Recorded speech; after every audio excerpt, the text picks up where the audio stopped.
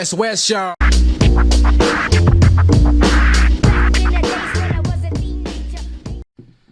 You know, when they used to bring food to the podcast day, like, when you bring chips, it's like everyone's crunching and it's too loud on the mics. It's crack up here. No So you just gotta get something soft there, like lollies or soft lollies or sausage rolls or something. Or just bring a can. Yeah, bring a can You hear that in the background. But that was the day when we first started. It was like just bring a box of beers. And I remember when I tried to get all my friends on, everyone was like too shy, so I had to start off come over for a few drinks. For a few drinks at home, and the next minute put the mic in their face and off you go. Yeah, sounds pretty right.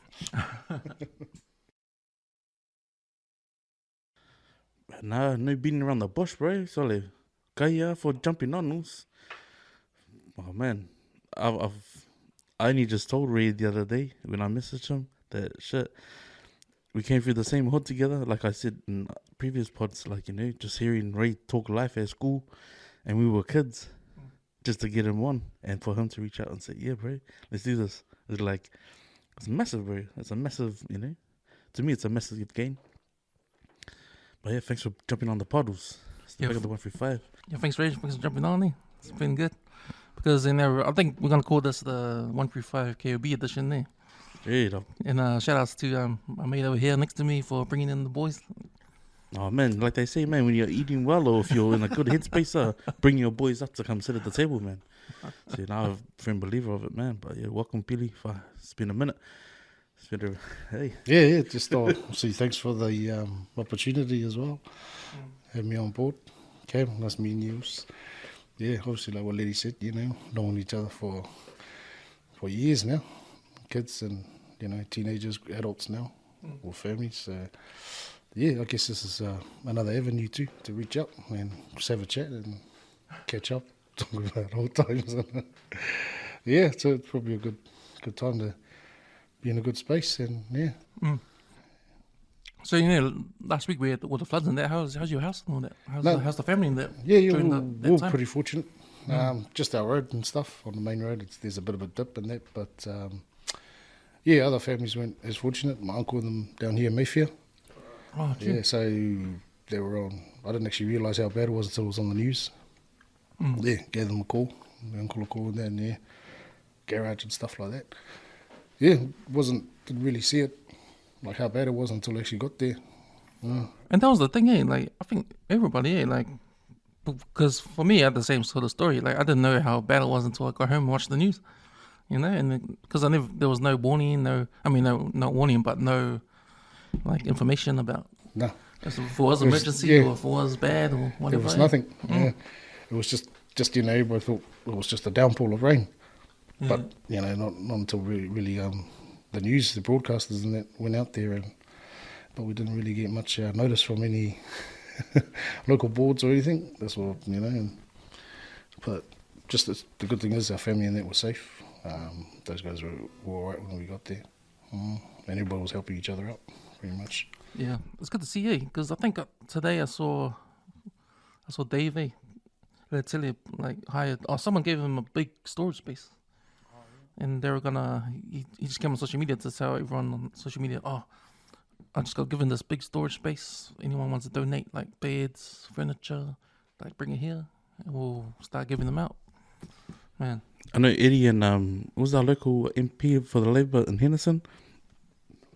Guildford? Oh, yeah. He had all these people, the student volunteers, up at Starling Park this afternoon. So over 100 people volunteering their time, yeah, to help out the hood. Like, I mean, that was a window there for National to come out and show face, eh? Yeah, pretty much. There's a few outreach like centres as well, helping out, you know, just people dropping off goods and that, and for those families affected to come pick it up. Yeah. I just picked my kids up today from one. Over here at Corbin Ave, the hub. Yeah. So there's a centre set up there. They were saying it's the Uncle Aussie from down here, Universal. So they're helping out families in need and stuff. So my kids have been there all Is that the day one yesterday and that. Off Bruce Mac? Yep. Oh, yeah. Their little hub centre there. Because did they transfer everyone from St. Leonard's to that place? Oh, I'm not too sure. I just found out today. I think they probably Just just there. But grants given to like people, community groups. They can roll out the initiatives. Like I know Life Church, they did the meal one, took one on, and then they did hampers. So just for families in need, like for devastation from the floods. Yeah. But yeah, bro, to me it's still a hard pill to swallow, man. Like fuck, bro. Like I don't think old boys realize like how Ranui proud I am, man. Like, cause like when I think about Ranui, I think about guys like you, think about guys like Wax, Hummer, and that. You know, these are like born and bred guys from the real West. You know, the Totos. the Totos, JT, oh man, Ranui boys. the old JTs, man. Yeah. Like that to me and enlightens like what I saw as a kid growing up in Ranui. You know. But you seen that news, bro, and earlier chat again. Aradella, fuck. Carolpur, Chris, Glen Road, Scarlet, like seeing that, bro, like break me, eh? Like that's like, you know, in today's world, with all the information and all the technology we have, we couldn't predict that, you know, we couldn't prevent any of it. Yeah, I saw on the news they just pointed out all the hot spots that got hit by the floods real bad. Like out west, there was Ranui, Henderson, and Titirangi. Yeah. But even them, like they got no water. Yeah, They got no water. Titirangi's- Yeah. Yeah, that's up at the Ranges as well. Yeah. They've had a Senior couple of Drive. landslides there. Sunson Road. So it's blocking off a few residents. I think those landslides are another one there because, man, you know when you come on the motorway towards Te South, the off ramp, like you can see that cliff face and that there's a slide there. Right? Yeah, yeah. That poor house up top, like lost half the back of the yard. Yeah, especially, yeah, you're right. But that's, I mean, it's unfortunate. It's a beautiful, like, their location, that where their landscape, where they are. But that's what comes with it too, eh? With weathering and stuff like that and stuff like this. Yeah. Reminds me of what Brian Brown said there. He shouldn't put your house on those places.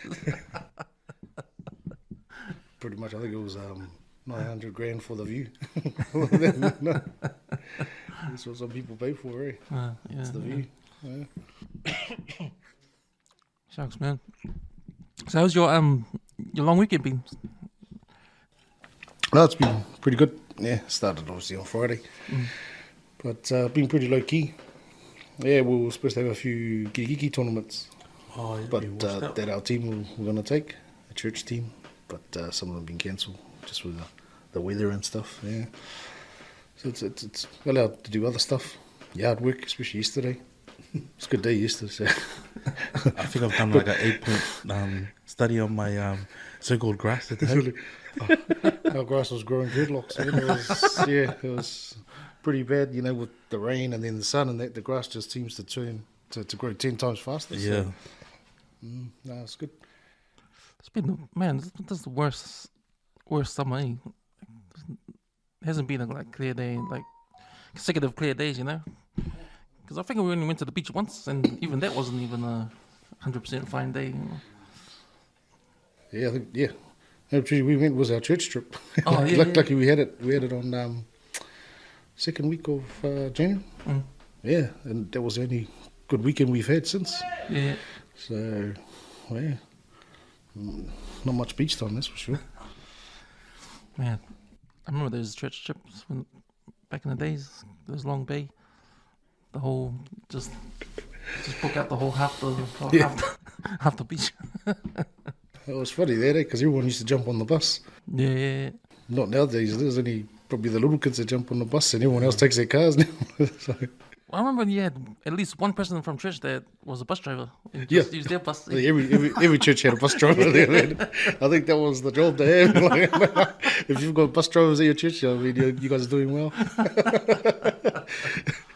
Because it's usually always for their day. It's for the church trips. Yeah, and then other stuff we used to have. It was called a mangawao. So it was usually before Christmas. Yeah. Yeah, you go out on the bus and that, and all the kids and that. So that's where those church members, bus drivers, become gold, mate. Man, I remember when I was young, I wasn't allowed to go on there. I don't know why, but because every time the church came to our house to sing, like always like look out the window and Wish you were on that bus. Wish I was on that. Man, this kid's having fun, man. Oh, yeah. I wasn't there. It was a good opportunity to see where everybody lived, eh? And he used to have competition. Oh, no, we'll get a mean feed in these guys. Well, these guys, we're just going to get biscuits. Yeah, man. No, it was cool. But our place over here in Ranui, I remember one year, that's a long driveway. It's where the Ranui vet is. And our driveway was right at the back. The bus made it all the way down to the back. Eh? And he was a champ, bro. I remember, and he had to reverse. He didn't reverse in, so he drove straight in. He had to reverse all the way back out. So we had half of the church members standing out on the driveway at the end, just guiding him through because there's no lights down the driveway. But it was narrow as. I was like, oh man, this guy's the man. Then the next year he never came down the driveway, so I stayed on the main road and walked down the driveway. So The skills and the skills behind the wheel, eh?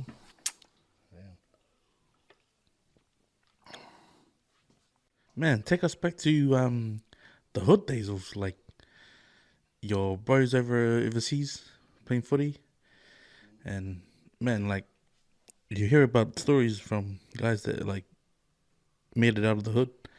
I mean, I didn't live in Ranui anymore, but I mean, my family house is still in Ranui. So where you stay now? Because it feels like when we catch up, we actually didn't talk. We just either sing or talk about games. It was just on the chat ones, eh? Was it? Oh yeah, well it's just on the chat, but even on with the that, chat. I think through lockdown, me and this guy and two of the other boys was sitting there just drinking. Even now, live drinking podcast. No, well, out in Henderson, actually, just up here at View Road, off View Road. Parents, yeah, we obviously grew up in Ranui. Had a house there in 257 Swanson Road, on the main road there. But it's funny because I actually started my schooling out in Te Aratu, even though we were still living in Ranui. Oh wow! I went to Flenshaw Primary. Yeah. But it's only because it was easier for my old man to drop me off and my brother off. That's when it was just me and him. Because he goes to work, Avondale, so motorway. He would drop us off to on the way. Te Aratu. My grandma was still alive then, and yeah, we would stay there in the morning and then walk to Flenshaw. So that was why we started off there. Then went there all the way up to Standard 4. Yeah, then she passed. So there was no one else at the house, so my parents had to make other arrangements. And they made arrangements over here with Delilah's parents. Yeah, what a minute. Watermatta Drive. So that was we got dropped off there in the mornings when my parents went to work. Yeah. That's when I came to Bearwood. Yeah. It was different. Heaps more brown faces. Oh, very. and I say this, man. And I say this, like, because you know, my cousin went to Tiri, like, primary A, it's predominantly Palangi, Chinese, India. And, like, for me, like, growing up, it was like, yeah, Beirut, heaps of, it's pretty much all of, like, Tuvalu and Samoa and Nuku'alofa all in one place. So for them to make the transition to Henderson, it's easy. But for my kids, from Te Aratu to Henderson, it's like, where are these Pacifica kids come from, you know? It's like, man, where you guys been? It's like a disconnect, eh? But no, when he came, I just remember like, bro, who's this big dude? Oh, I think I was the same height I am now when I was there for real. Oh, yeah. Very much. Yeah, and then that's where I got to meet these guys. Yeah, and then pretty much started to know all the kids around the neighbourhood and that. And that was pretty much the kids that I still know now as an adult, you know. Yeah, it's just different, but in a good way. And then made some good friends, some characters. Met some characters along the way, and then I remember I had a good friend, his name was this guy Pangeka. Oh, yo, Read it. Junior, eh? Yeah. So then I remember I used to see that the Service King, this mobile candy truck used to come around. Yeah, and that used to come around in the mornings, and then all afternoons. But that guy, that's when we started stealing. but it was only little, you know, it was just candy bars and that. But Bro, I don't know any kid who didn't try it, eh? On their day. on that Service King, yeah. Yeah, he's come around. We'll go in twos. Obviously, one will stay at the front, the other will go around the back and just start looking at the gunners, and then we'll just back then it was 5 cents, you know, 10-cent lollies and stuff. Go to school, you know, lollies in our pockets and stuff. But just the little things we used to get up to, and that. Yeah, just looking back at it now, actually, it was it's totally different to what generations are getting up to now. Man, it's funny that. Ram rate started back then, was it? Oh, Oh nah, man, I remember that. I do remember that stealing phase. You know when you're, yeah. because for us, when we used to walk from school, walk past it was Tom's. Oh, yeah. Theory. Yeah, the Tom's Theory. That was our place to take some like magazines, like slam magazines or stuff like that, Oh, Tom's Theory. Yeah. and chocolate bars and that. And then we used to wire games too, like have free games Yep. with the weedy the wire thing. Those are good days, actually. I mean, but I guess we're fortunate we didn't lead into anything worse. Yeah, It's yeah, just yeah. what it was back then. It was just a little innocent fun, you know. I think that if those kind of little crimes were happening today, it would be way worse when you get in trouble. Do you think? I don't know, man, because remember we used to watch on 16 Minutes, the Samoan lady used to fussy the kids, and the kids used to fussy. So I think we would have saw that as kids. Nah, I don't think. I'm over. I think I'd rather steal from the Service King and that rather than ask my parents go on a good away, you know, spending money on, chocolates and stuff. But, yeah, so the little bro, he's overseas now. Jimmy. Who's paying for? He's played for a club now in Italy. There's a new club. He played for Zebri about 4 seasons, but before that was Calvisano for about 5 seasons. Yeah, so he's been over in Italy probably about 10 years, going to 10. He's sort of winding down now. He's getting a bit on with age, injuries and stuff, and he's a little family. So really proud of him. He's doing really well. Those are the type of tours when you see a team like Italy and next minute there's like a Samoan name pop up there. Get rid of the. You guys got intelligent, mate. We got a vineyard over there. What do you guys say about bread? No, is there a vineyard of bread? I don't know. But, I guess I guess it didn't hit us until when he made the international side, and then seeing him sing their national anthem. But it was pretty something pretty different for us. Proud. It's still a blue jersey. But no, just really proud of him. He's done his own path and he's done really well, pretty much for himself and his little family. So I think he's sort of just seeing out his last sort of couple of years. Signed on, like I think the role is heading into sort of like the player coach phase. Yeah, but his little kids and Kat, his wife, she's looking at coaching and stuff. So. That's what they got going on over there at the moment.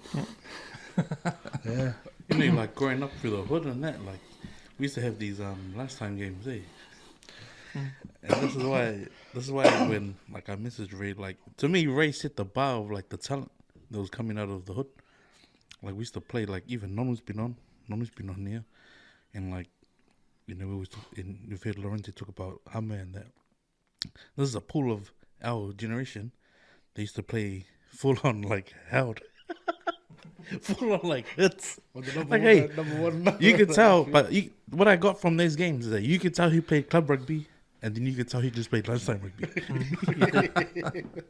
And like even like Henry's little brother Paul used to play with us also. This guy was fresh from the islands, and the runner straight challenge started at Bedford.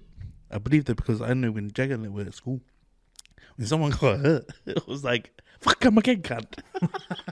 It's the first time you'd ever heard swears like, hey, come again, come do it again.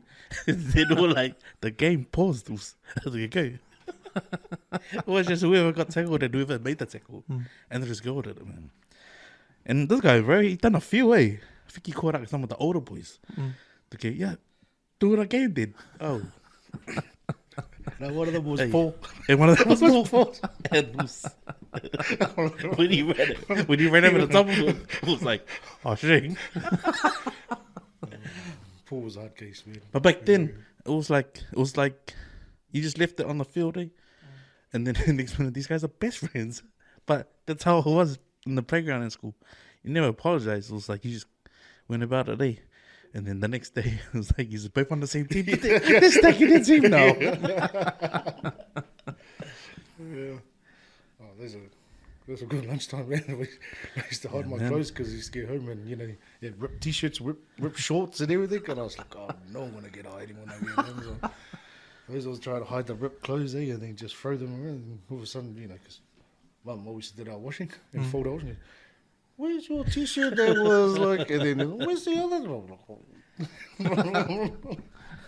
But like, yeah, man, because we went to the same high school, and like, I know a lot of kids we went to school with, they'd never understand that. Like, I believe that was just something that the Ranui kids experienced, and like all of us kids at Bedwood. Because man, like, when I think about it, like, over the years that I played at intermediate and then I got to high school, they were probably club games, they weren't as hard as the lunchtime games. Like, because it was full on, let's say.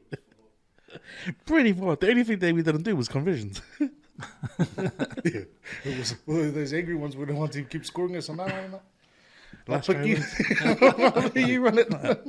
Even when the bar used to go, man, it would be like, oh, yeah, that's the warning bar to go back to class. No. Kick it. And it'll be on the courts, eh? Nah, we always played on the field. On the field. Oh. And I just feel sorry for all the... Man, I like to apologize to all these Balangi because they used to try and play their soccer games. They would get off our field! Like as if we mowed the lawns and stuff. Well, because actually I think they used to go around because there's a little footpath, footpath, but it's up on the bank, eh? Yeah. And the field's down the bottom. Poor kids were walking up there to get around just to, they Just could to have use just one walked corner in. of the field because we were playing our rugby game. Kids. Did you ever play in the 100 in Starling Park? Oh, not as many times that I wish I would have. But yeah, I think I only made it a couple of times down there. But yeah, I heard some of the stories before. That was the old Starling Park, though, yeah. But yeah, no, I heard some stories. Yeah. Yeah, we're down a couple of times actually to Pass Park, 100 Oh, sometimes yeah, there. yeah. So. Because that was like the sort of offshoot day when Oh. it got too packed there. I- Starling went to Pass Park. I thought this was the feeder club to Auckland Blues because everybody was It's wearing like that, blue eh? socks and blue shorts. But when you watched them, they just had no idea what they were doing. Oh, yeah, those touch and keep running 10 meters and then all the gears, eh? I'm looking forward to the Super Rugby. Eh? It's like last year was all about league because it was Samoan and all that. It was like, man, but I'm looking forward to some Super Rugby, eh? Especially with the new format now. 12 teams. 12 teams, eh? Yeah. Well, they need to rejuvenate. What's that word? Rejuvenate it. Yeah, it's like Because it's, I reckon it's, I mean, you can only watch the Kiwis play each other so many times.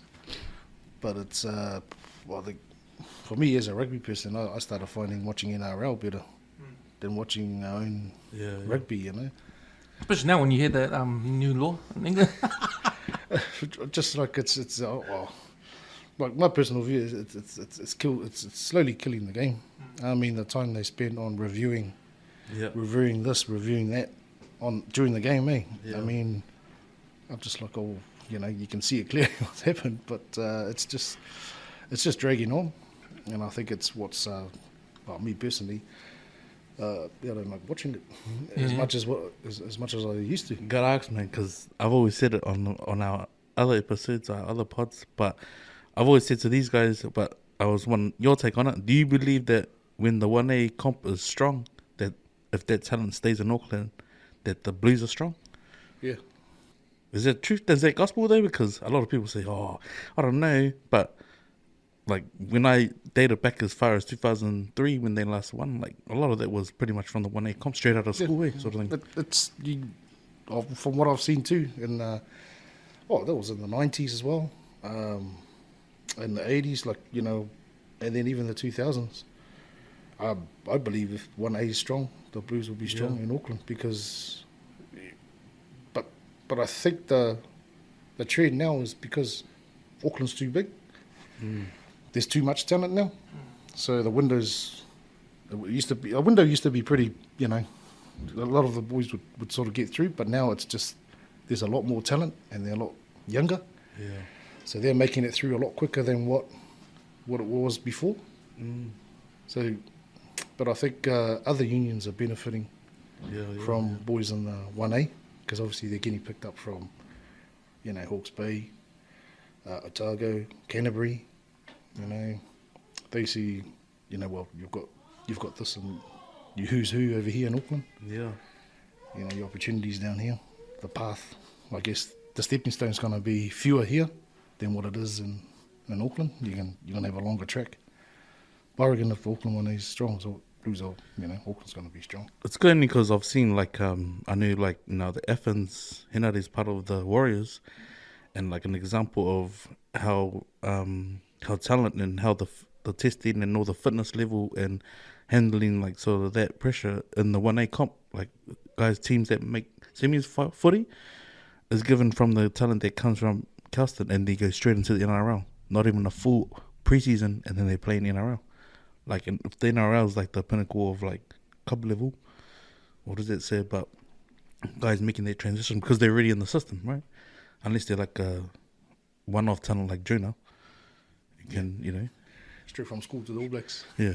Looks like Australia's doing that already. They're snapping up rugby union guys over there to play in NRL. Like So Lee, he come from rugby. Yeah, it's a trend. I guess why they put them through these academies, I guess is to start grooming them for you know, that next level professionalism. Because just seeing it or being a part of it many moons ago, it's all about off-field stuff as well. Yeah. You know, but I mean, you can always be talented, but if you don't have the mental side of things and stuff to go with it, the attitude, you know, talent only takes you so far. So, and that's what I think coaches recognize. That's what the coaches do. Like, you can have all the talent in the world, but if you don't work, if you don't come training every time, if you don't do all the rounds, if you do pull all the work in, like if you're a talented player, and I don't know if there's people like that, but talented but just muck around in training and, you know, just come to the game and play good, but they don't put the effort in, then they're going to be left out there. Yeah, well, I guess you sort of you've got two apples sort of thing, you know, apple that sort of grew really slowly and hadn't bloomed as much, and then you're looking at one that was just straight off the bat, just red, growing, and there's like two players, like one guy's talent, got all the talent in the world, can play, you know, but if he's uncoachable,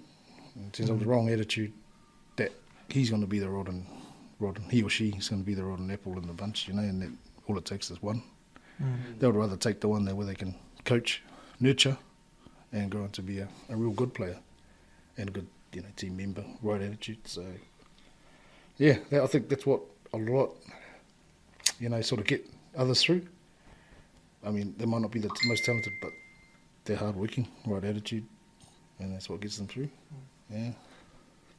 That's sort of my take on it. I think that's what I've heard a few of the coaches and sort of like that. You know, this kid's talented, man, but... Can we talk about like the systems though? Like, because I never made any academies or apart from the sport institute at the school, like at Kelston. The 3 years, man. The 3 years, eh? Like So what was that? How was that work? The institute? I don't know. I think as because I made the Bull McLaren. And we played the Kelston. I think it was like the year 19. There's a few boys that ended up at Kelston, played in that team. Yeah, and then we got an invitation just to go trial to be a part of their rugby program, and that's how I sort of got into the school.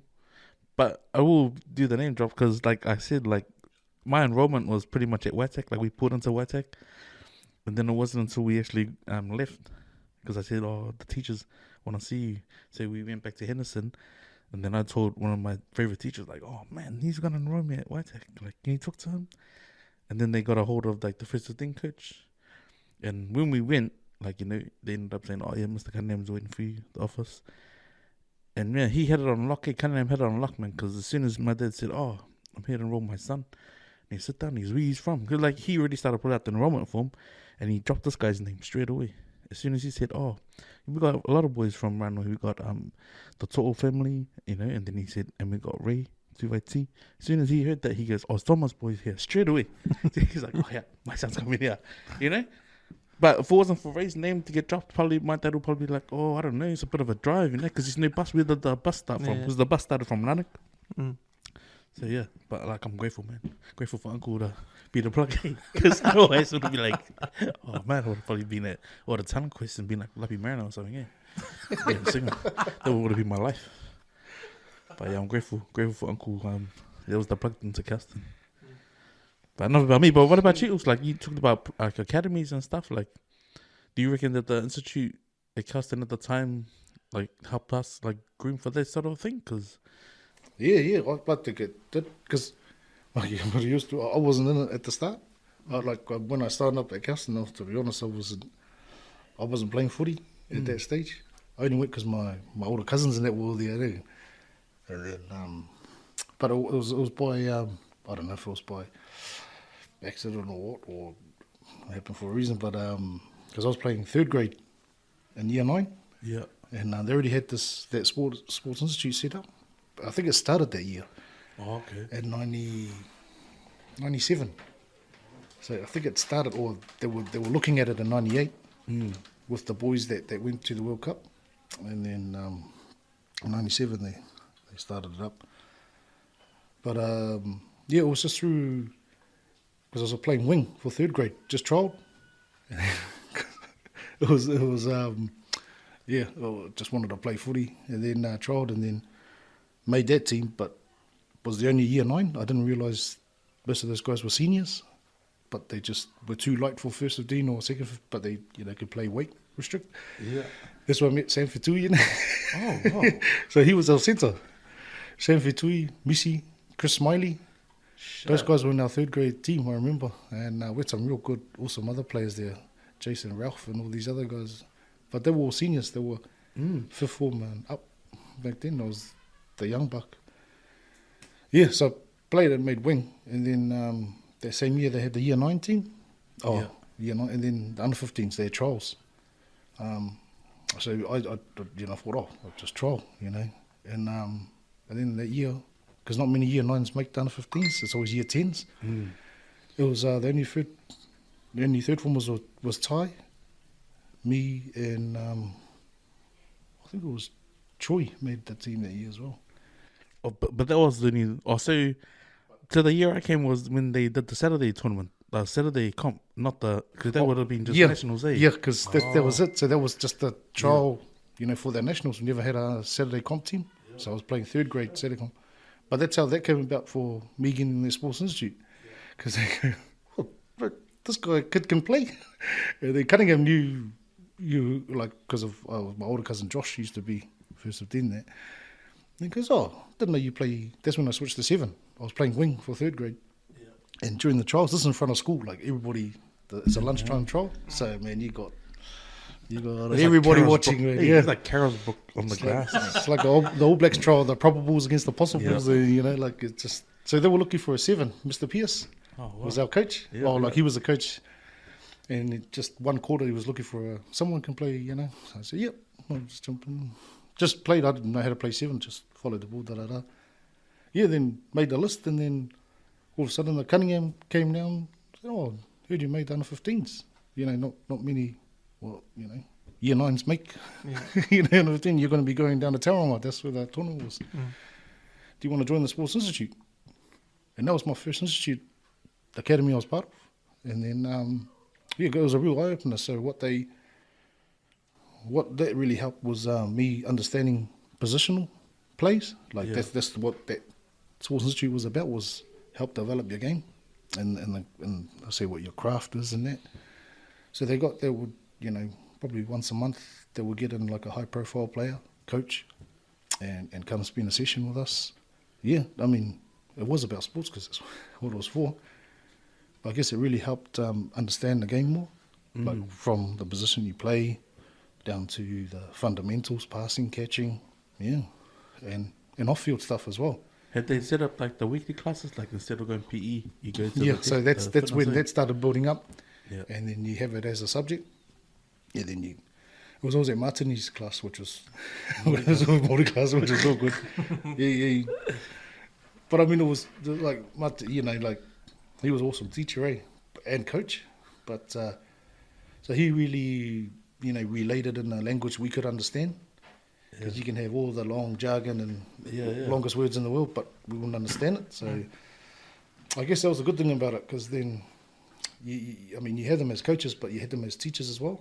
So you get another point of view and a totally different understanding. So, because on the pitch you're playing, everything's like 100 miles an hour, but when you break it down and you're sitting in the classroom or sitting out on the field and just talking about it, you get a better understanding. So once you get the better understanding, you play a better footy and you understand the game more. So that was my first test, and that's I think that was a massive stepping stone into. Nah, man, that's why I'm so grateful. Like I said to Ray, like I'm grateful he was in my life. Like I'm blessed, because that was the plug into Kelston. But then as a year 9 coming up and into the institute, I think it was Wednesdays and Thursdays, the year 9 and 10s would do drills together. We were a small pack of year 9s that came through. Like the height difference, I was like, okay. And that make us do full on contact. So we do full on contact with these guys. And like I remember this guy, man, doing it all back in the day, like running over the top of people. But like just being able to see, like, okay, measure yourself against like elite, guys that have been in the system training, like in rep players as well.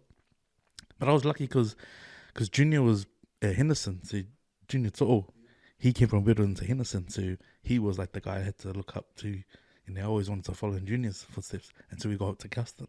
So eventually it was like a reunion when we got to high school, because like our year we played under 15s, in '98, and it was the first time they started a Saturday comp.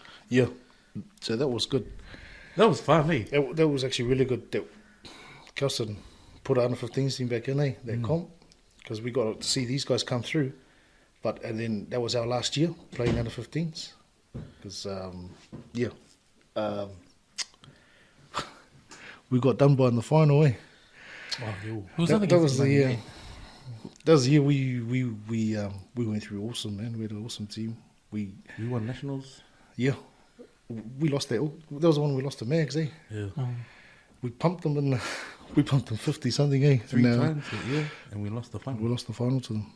I was gutted for us our last year, but I was gutted for these guys, because they were the young guys coming through. But just had a season like that. It was we had our old heads in the midfield, Ako and Isaac. They were 2 leagueies. but we worked that season through, and then these guys were coming through, the young bucks, coming through like our centres, our second fives. And man, it was an awesome team to be part of. But that was just cutting it talent, down. Mostly talent. It was talent. And then we had a few of the boys that worked hard. Remember John, little John, our winger. Oh yeah. He didn't have any meat on him, but he had guts. He had guts and heart. Like he just lifted every time he played. And the boys really looked after each other on the field. Games we shouldn't have won, but we won. It was just that scared to lose sort of attitude. You never want to lay down. It was just in there looking, mate, I don't want to lose. Because we were lucky, as a group of year 9s coming up, and there was a lot of us. There's probably like maybe 7 of us, and we stayed on the 15s. But to see the way that the older boys like Isaac and Nako and these are like year 11s and year 9s, to see the way they used to look after each other off the field and on the field, like that's where I learned all my smack talk, man, was from Nako and Isaac. Like because they were league players, they'd stand flat, and like on the fence they'd stand flat, like they'd say get in front, like no, I got this guy, and then they'll be like, shh, number 13, come, like just to get in their head mentally. But I'm like, what are you doing, man? That guy's like massive. No, shh. Don't pass it. Just run it. Little kids being that age, they'll run it straight. Their whole game plan, whatever move they had on, went out the window because these guys have got in their head. Because I want to take this guy. What happened? And they ran into a brick wall. The league tackles then, were like 2-man tackles. Like there was no one-on-one shit. Like if you were good at the one-on-one stuff, like oh man, you pulled it off. But to seeing league guys do double tackles on one guy who took the bait, it's gold. It's like oh, damn. Yeah. What was Isaac's nickname? We ended up calling him Rambo. Remember, Ray? You run with his chin up like this, run like that, and just kamikaze on a crash. This is a second five, you know, when you crash, you got to sort of set up that guy just run chin up. Rambo. Knuckle was the leaguey with his league haircut, his ran-off headgear. Yeah. Yeah. It was good times. There was a lot of good players. Kids see. But yeah. And that was it was under 15. 98, yeah. And then, like you, because you pretty much been from the 15 straight into the first, playing Group A. Yeah, pretty much. Because I got to have one game for first 15. It was the traditional against Tauranga. Oh, yeah. So Tauranga came up that year, and then obviously that was the year of the World Cup. So the older boys, like, they were resting some of the first 15 guys because they're going for South Africa. So he called us a couple of young fellas, me, Musa, Uli Hafu and that, to have a jam. I guess that was the first taste of it. But actually playing at 7 as well. Wow. And it was like playing, you know, like a young kid going to play Prem's rugby club, rugby footy. You see older guys, they're just bigger and, you know, fitter and stuff like that. So that was a real opener. Got tossed around a bit, but there was a good learning curve. And then from then on, still evolved when they came back. They're 99. Still had an opportunity to trial and made the squad. So I think it was the young bucks were Tai, Talia, Troy Nathan, and myself. They made and that was a big thing for us, you know, making the first 15 because of the squad. At year 11, fifth form basically. But it was funny. I was playing on the wing. They put me back on the wing. So when the comp started, we had a couple of guys out, senior backs out. I think it was Shori Whanua, Jagger, and Ana Jagger we put in the midfield, but he was out for a couple. And our wingers, so started on the wing. That was my debut. Kelston was on the wing. At fifth form? Fifth form. Yeah. I think it was against St. Peter's out on number 1 too, and it was marking like 100-metre sprinter too for the Auckland Schools Athletics. So he ran in circles. It was his first run, touched the ball. I remember he just did the old Doug Howlett and just in and out me and just ran around. I went, oh, man. It was on Kelston number 1 too, and I was like, Was that when was Brad Mika still at school? Yeah. Mix was still there. He was their captain actually. Yeah, Mika would have been their captain that year. So they had a few good lads there. Jeffy Romy was still there. Swane, Tongahui and that. But Swane then were, probably first year and first 15, second. That was probably Brad's last, 99. Yeah, I remember sitting in the training room. I think they pulled a few of us into his backup. First time I ever seen a piece of paper being given out to everyone. And they had a write-up on Brad Mika, his position, all the teams he'd made. He was part of the Auckland A squad, still at school. I'm like saying, oh, this is where we need to take him. I was like, what the fuck? To me, it was like, well, that's not rugby. That's not fun. But it's just crazy, like back in that time, at schoolboy level. Yeah, I guess that's where first 15 really was heading anyway. Once the game sort of turned professional in 95, rugby, sort of things changed, even, it didn't change straight away for first 15 rugby, I believe, but definitely the years that we started turning up, I think that's when a lot more energy and that time went into first 15s for schools. Like you're looking for sponsorships, you're looking for players. There's always talk about scholarships, there's always boys come from the islands, there was boys from other schools, but I think definitely in the late 90s, early 2000s, and that it really started changing. That's when you got we're looking for a number 8 or something. Then you start having coaches. We didn't do it as much when we were there, but I know later on there was a couple of them flying over to the islands or something, having a look.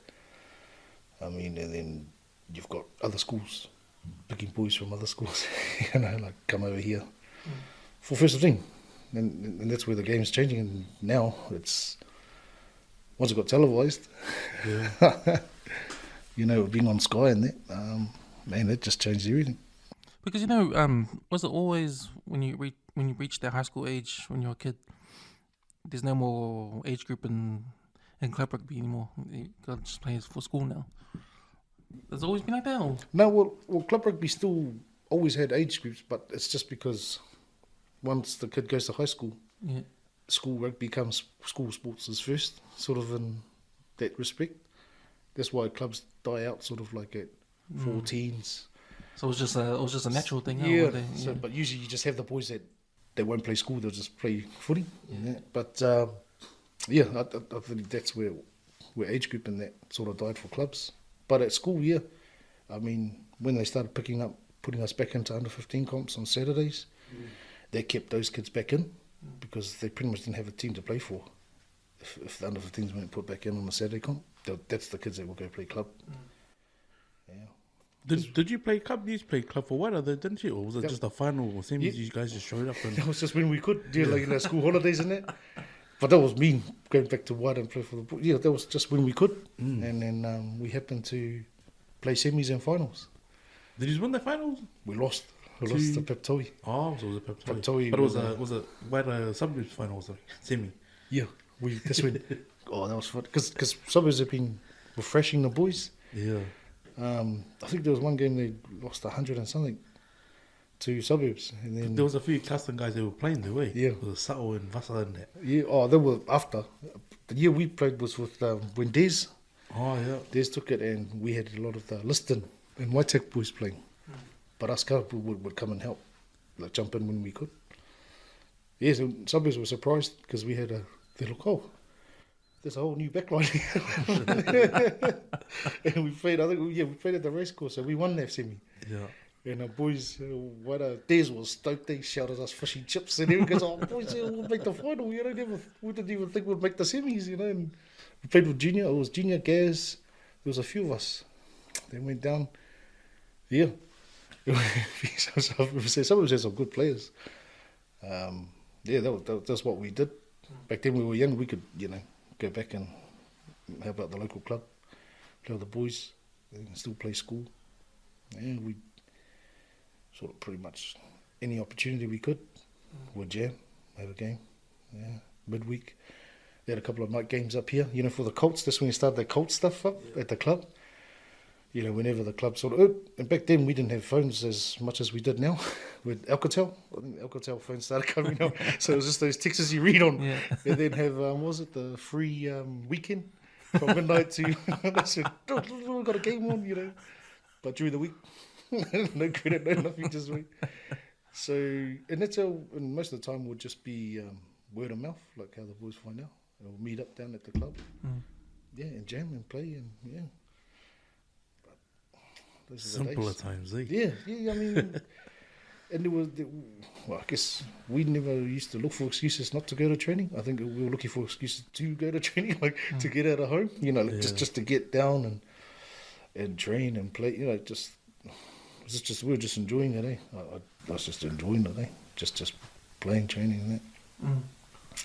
It was sort of like the, sort of happy place sort of thing. Yeah. Was there any time, like, during your playing at school or playing for the club, like, in your younger days, you realize, oh, this might be a career for me, I want to take it serious? Was there any time like that? Oh, I guess so. Not probably younger, but probably until later on. But it's hard because I didn't really back myself to be to make that next level. I guess I played to the best of my ability, but I didn't fully back myself, if you get what I'm saying. I sort of, I got to later in my years, well, I was doubting myself. I guess it was just,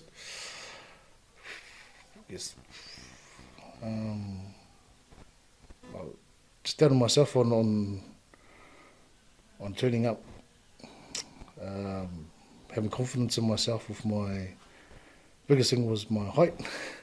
You know, being the position I was as a 7 and that. I mean, you know, as you get on to the grades, the professional grades, you know, playing, you got to be 6 foot plus to be even looked at, sort of thing. Yeah, and then I started. That's where I started down. I was looking at positional change, but I wasn't ready to change position. Like that was my right position. I loved playing 7 and couldn't play backs. Wasn't fast enough. Knees were dodgy.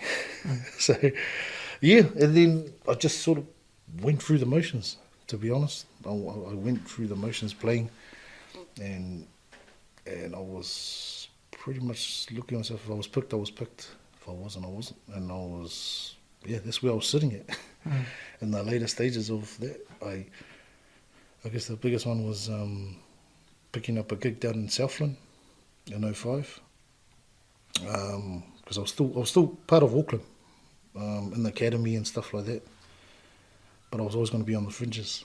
And I think 2004 was a year I could have possibly made that NPC squad, but then I found that they rang in Craig de Golding, who was pretty much the back end of his career. Like, I remember that. But that was the same time I went and played for Samoa in 04.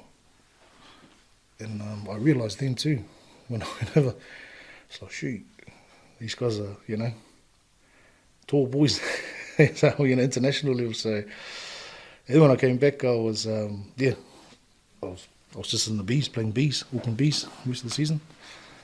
21s here and there, and then 05 came the gig in Southland.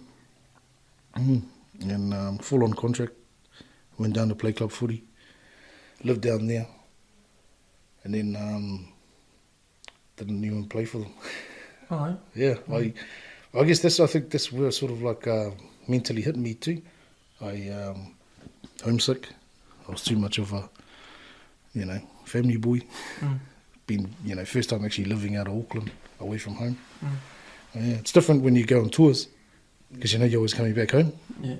But this was living down there, and if it went further, you know, I wasn't coming back anytime soon. Yeah. So what's it like down there? Like this in Chicago, Chicago, man. And it's, yeah. Like this. Just look for the Islanders, man. Just look for the Islanders, bro. But that was through like then I found out, this is where all the Islanders are. You know, I'm like, no. I was because I went, because the hookup was through one of our 19s coach, Rutledge. He was our NZ 19s coach for the World Cup. So he found out they were looking for a flanker. So he jacked it up, you know, got the union and all that, went down. But then I only knew Jamie McIntosh from Southland, because he was in our 19s team. And then went down for a weekend to just have a look around. Yeah. I said, oh man, that's all right, it's quiet.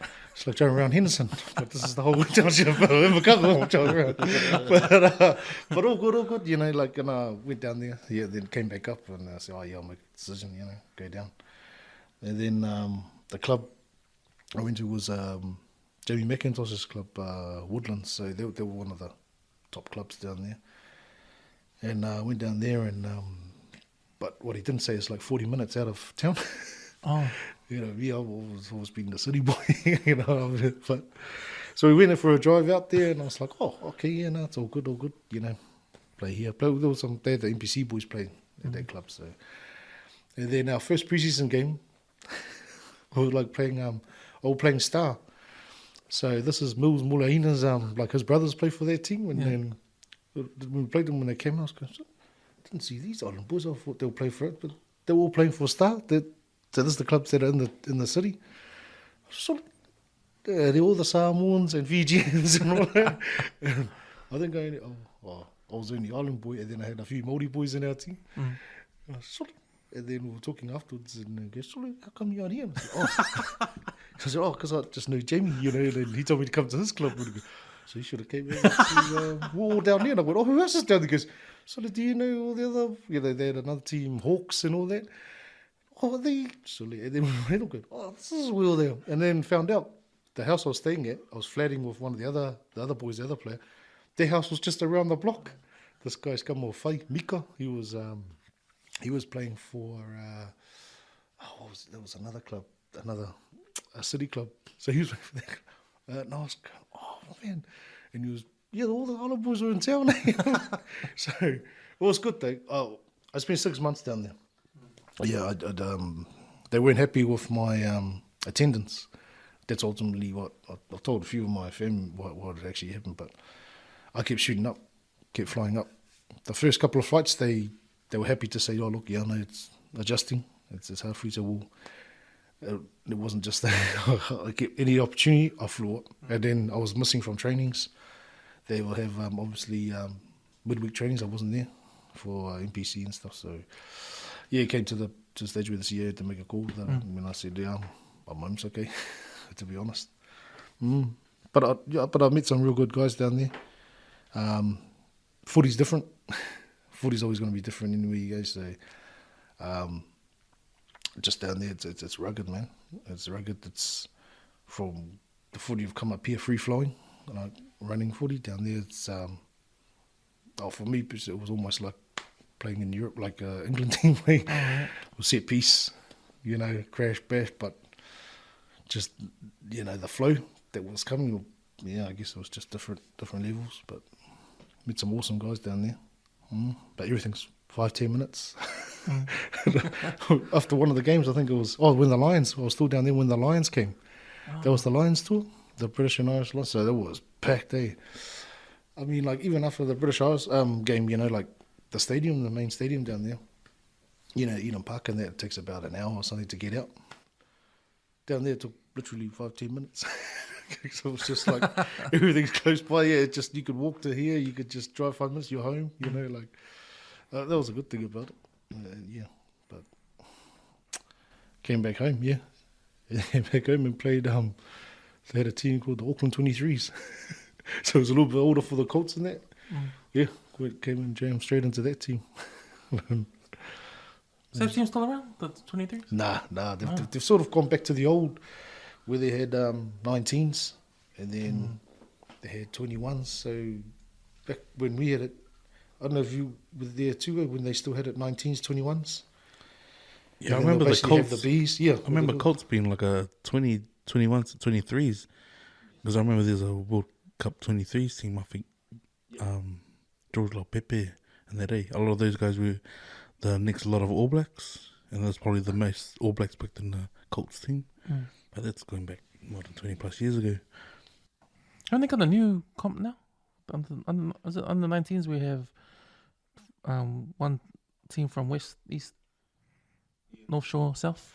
Yeah. That's new, eh? That's just that. I think it started for the last 4 years, was it?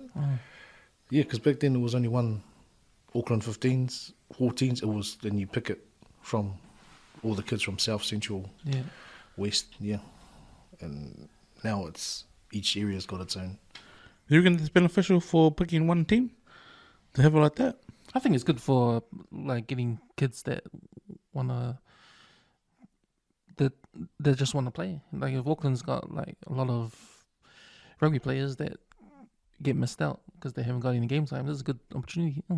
Yeah, I guess that's why they probably changed it, to be honest, was because I guess a few kids weren't making it through because it was just too much. Like I said, Auckland's a big player pool, and you got all the talent there. So some kids are probably missing out. I mean, yeah, but I guess we came through an era where it was either you're good enough, and a lot of good players did miss out. But they sure, will make it through in another age group or something. So yeah. I remember talking to a cousin of mine, and we were talking about how Sky TV's taken off the first 15 coverage, and he was saying this all because of because first 15 is like the pinnacle of rugby in schools, and if you don't make that, and you're on the second 15, like you sort of drop off because everyone wants to make the first 15. So he said that, like, they're losing players that way. Like if you're not making the first 15, then you sort of give up. I mean, I guess you got to be inside that circle to understand what's going on. But from a perspective from outside, yeah, I guess I don't see why why taking it off air. You know what I mean? Would affect it. I mean, Oh, that yeah. The story I heard was because of the you can't get too much pressure on these kids. yeah, like, that was the other. like if someone drops the ball on national TV, like what's his mental health going to be? Yeah, That's what it is. I don't know if it affects their mental health wise, man, because I still got, like I told you the other week, I'm still battling scars that shit happened 20 years ago, just getting over it now. So, I don't know, it depends on the individual, and I suppose it depends how well the individual does under, like, the mental stress in the actual game situation, eh? Yeah. Well, I mean, but Was that the reason? that's what I heard. Yeah, one of them was there was pressure, like too much pressure put on the kids these days. You know, like like the pressure of being on national television. And I guess what happens when they lose, stuff like that. You know. But then I'm thinking, well, we're in an era where everything's social media. Yeah. These guys are on social media anyway. You know, Yeah, TikTok, That's a good point. Insta, Facebook. I mean, natural way. It should be It- second yeah, nature. Almost. it's and I guess you're always gonna have your pros and cons, but I think the biggest positive was actually seeing kids, people that couldn't make it to the games. Oh, that, Your families that are from overseas or us that couldn't make it, but you get to see them on TV. I mean, I've heard a lot of schools have invested in grandstands. I think King's College was one. Yeah. But now they're taking it off air. I mean. Because not even the condos was recorded on Sky, eh? No, it wasn't. There was a link, eh? You had to, I mean, you televise all of that, eh? I mean, it's out there on the world stage. I mean, nothing's not. You know what I mean? Like everything's out on media. So. It seems to me that there were negatives with having them show the first 15 games on TV, but there was a lot of, to me, there's more positives. And I reckon they just made a decision, just like they make a decision in England to go behind the... To get tickled at the bush, like you Yeah, said. yeah. Yeah. It's the same kind of They're gonna- decision making, like you're ruining the game for something that... Yeah, I believe it was a positive. But what comes with that too, because then, I mean, each school's got to be responsible for how they look after their students, isn't it? I mean, like, and just like our sports institute, each school would look at probably starting a, media sort of session. Look, this is what happens, and this next stage of if you're going to become a professional rugby player, you're basically the limelight, so you're going to be on social media, you're going to be focused on sort of thing. So this is how you deal with it, so someone to talk to, things like that. I believe that's what they should have probably put in place before taking them off here. I mean, put it out to each school, say, look, have a program running to help these kids, dealing with this stuff or preparing them for it. I want to know if actually, like, how they've televised most of those, like Range Rover, Sky, First 15 Sport, where the school's actually getting him, like, cash flow back from, broadcasting the games. Because they're the product, aren't they? Because, sure. I mean... But they do get advertising exposure. Like, I know some schools were taking advantage of the whole coverage thing. And Well, I think Kings were on there like 3 times this year. And all 3 times they lost. Shout out to the other Kings. Sorry, I've got a nephew there. But yeah. Was it St. Kitts the last school to get in trouble with buying players? Well, A few years ago? I mean, they were socially put out there. Yeah. Yeah. It was put out there. Yeah, it was. I think they were one of the first schools I heard that were identified as. But they all do it, but they were just... I mean, every other school was sort of Everybody doing it, does it, man. but that one I think was pretty obvious. 'Cause, there was. I think. I think the biggest question was how much was the school willing to put on a title for 1A championship? Like if they had guys going back for second year, year 13, or guys that had played first 15 at other schools and they hadn't made the top 4, they were willing to buy players like that. That was the biggest issue around the poaching players. Yeah. But it was the coverage too that made them do it. I think that the coverage on TV was the biggest factor in why schools were buying players. Like they wanted to show their school off. Like they wanted to be all in the finals all the time and stuff like that.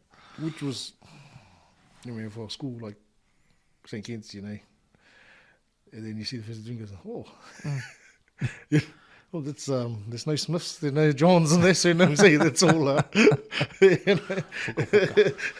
See, I don't know if that's a bad thing. Like I don't think it is. You know, it's if you got the players, you have the players. Yeah. Sort of thing. Like there's a great opportunity for these kids to get into these schools. If they're getting kids from South Auckland or from the islands, straight from the islands too. Yeah, I mean, yeah, you can. There's always two sides of the coin. I mean, good opportunity for them and their families to be in schools like that, get education. But then that also, like you say, it does apply pressure on them because then their focus could be solely on footy. And then all it takes is that one injury or something happens when that school or that kid could just go, what have I got? Yeah. You know, so, yeah, it's always going to be pros and cons. So it's going to be interesting to see what happens with first 15 now, since the TV coverage is not there anymore. Well, I don't think anyone will have Kelston because they're still homegrown kids. See, they'll be still strong. That next wave, that first 15, they reckon. I think more than 3/4 of the teams will be 11 year 12s, so they'll be back again this year. I mean, yeah, like our cousin Elton, he was involved with the coaching staff last year. I mean, to win the Auckland final was, I mean, for them, obviously it's got to be one of the goals, but it wasn't expected. I mean, that was just like there was a rebuilding year. Yeah, it was supposed to be last year, but they just, I guess they just, as a bunch of boys, kids, came together and started believing. And then you've got a couple of, I think it was 3 or 4 boys still part of came back. You know, their last year sort of really led the way. And I think what he said is that everyone just got the buy-in, connected well, and just put it on the field. They really played. They bit shoddy in the first couple of rounds, but I guess they just started believing in the systems, started believing in each other, and and that was the turnaround. And to beat a real good senior St. Peter's side, a lot of those boys will be. A lot of these boys are pretty much from out west anyway, man. Well, these kids get pushed from Henderson to me, man. Shit. Yeah, one of them, obviously, is my nephew. He's from out west. He lives here in Te Aratu. But that's what it is, just opportunities, eh? Yeah. Like, that's what anyone wants, any parent wants for their kids. It's just the opportunities and like a pathway for them to sort of do better, excel better, but then have more opportunity presented to them. So, you know, if the block can't do that for them, well, unlucky, you know. Yeah. I mean, I've got like myself, my son's at St. Peter's. Oh yeah. I never thought that'll happen, but it's just always an opportunity. You got put on there, and he's taking it with 2 hands. But yeah, still awesome. Still Kelston hard though. That's the thing, eh? Like, I have to say it, man. Because a lot of people like to do those. Oh man, if you're a real Kelston, you bring your boy to Kelston. But it's like, man, the times have changed. Eh? And like, opportunities come up when they do. Man, you take them, eh? Like, they don't come around every day. But a lot of, I think there's too many old boys that think like that, eh? But it's like, it doesn't make us any less old boys than what, you know? Oh yeah, everyone else is. Yeah. I think they're not us. Yeah. They're them. You know, they create their own paths and stuff. So you got to look for what's best for them. Yeah, we're done nowadays. I mean, all we can do is be there, support them, and what decision they make, their paths they choose. So yeah, that's just. I still give them all the Kelston gears. You wear these. As coach, because you tell your dad stop wearing Kelston gears at our games. Yeah, but man, also they support them. 100%. You know, if I could paint a picture of how lethal Ray was when he played in the Kelston jersey, like I probably never seen him play in Auckland or a New Zealand jersey, but if I painted a picture for you, it's like this guy was like the Robocop, man. Like this guy would assassinate any guy, and the beauty of watching him play along some of the other Ranui boys, it was like, move, this is my hut. You know, Like, you know, when you fan out on the line, you fan out penalty. These guys are like fighting over who's gonna hit the hurt. Like, that's rare, eh? Like, you don't even see that at Super Rugby level. But like, man, just watching you play, bro, it was like inspiring, eh? Like, cause a lot of guys that I played with, and you know, cause I knew you from the hood, and I knew your mentality is just 100 all the time. But like, cause with me, you played 7, and cause you are second 5, hands down. If you wanted to play second 5, but when you played 7, and yeah, every tackle you did, like, where's the mentality from? Like, are you like angry at someone or like? Just, you know, if you imagine someone running and like, don't hurt me. This guy's like, nah, these no such fingers, don't hurt me. Doesn't exist. Eh? Yeah, I guess it's well, really no, it's not anger. It's just more like incoming second best. You know, attitude was like, I'm gonna hit you. Basically, that's what it was. Because if I'm going 50-50, I'm gonna get hurt. Yeah, So it's like no controlled aggression. Yeah. But like, I used to always wonder, like, fuck, where's this guy killers? Like, where's that coming from? Because his parents are too lovely to sort of see, like, where's this guy angry for? Oh, I mean, you can hear my parents. One stands on the other side, the other side, yeah, loud vocal support, like loud. But yeah, no, it's just their attitude. It's attitude that I'm not coming off second best. Yeah. If I go 50-50, I'm gonna get hurt.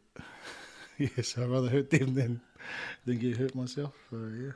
So you know your attitude, because I heard that you do really good motivation speeches in games. So does that come from that same attitude as well? When you hype up your teammates in the huddle, in the changing rooms. Oh, Because I think my friend over here was a witness to inspired this guy one time. Oh man, it's not one time. Like I said, man, you know, I think I honestly want to pay homage to our hood because we all came through from the same area. Like, that's our area, man. So for me, seeing it at school is like, bro, when I see someone play a big hit, I look up, fuck, it's either the number 7 or the number 4 or the number 6, or the number 8, and all these guys are from outside of the hood, you know. Like, I always believe like a makeup of a team needs to have gangsters in your team, and the gangsters are the guys that don't just talk about it, they be about it, you know. So I was privileged enough to play with Ray, and I got to see the way he plays. But it's the inspiration that like the way he used to put words together is like poetry to me. But to me, it's poetry. Like, if you didn't believe in turning rock into gold, you'd believe it if he gave you an inspirational speech before the game. But yeah, Kevin said that question, but he wanted to know, like, where did that inspiration to inspire the team come from? All these movies, sports movies. Is it Van Damme or Best of the Best or? It's Braveheart, bro. It's Braveheart, but no, come on, Mel Gibson, bro. It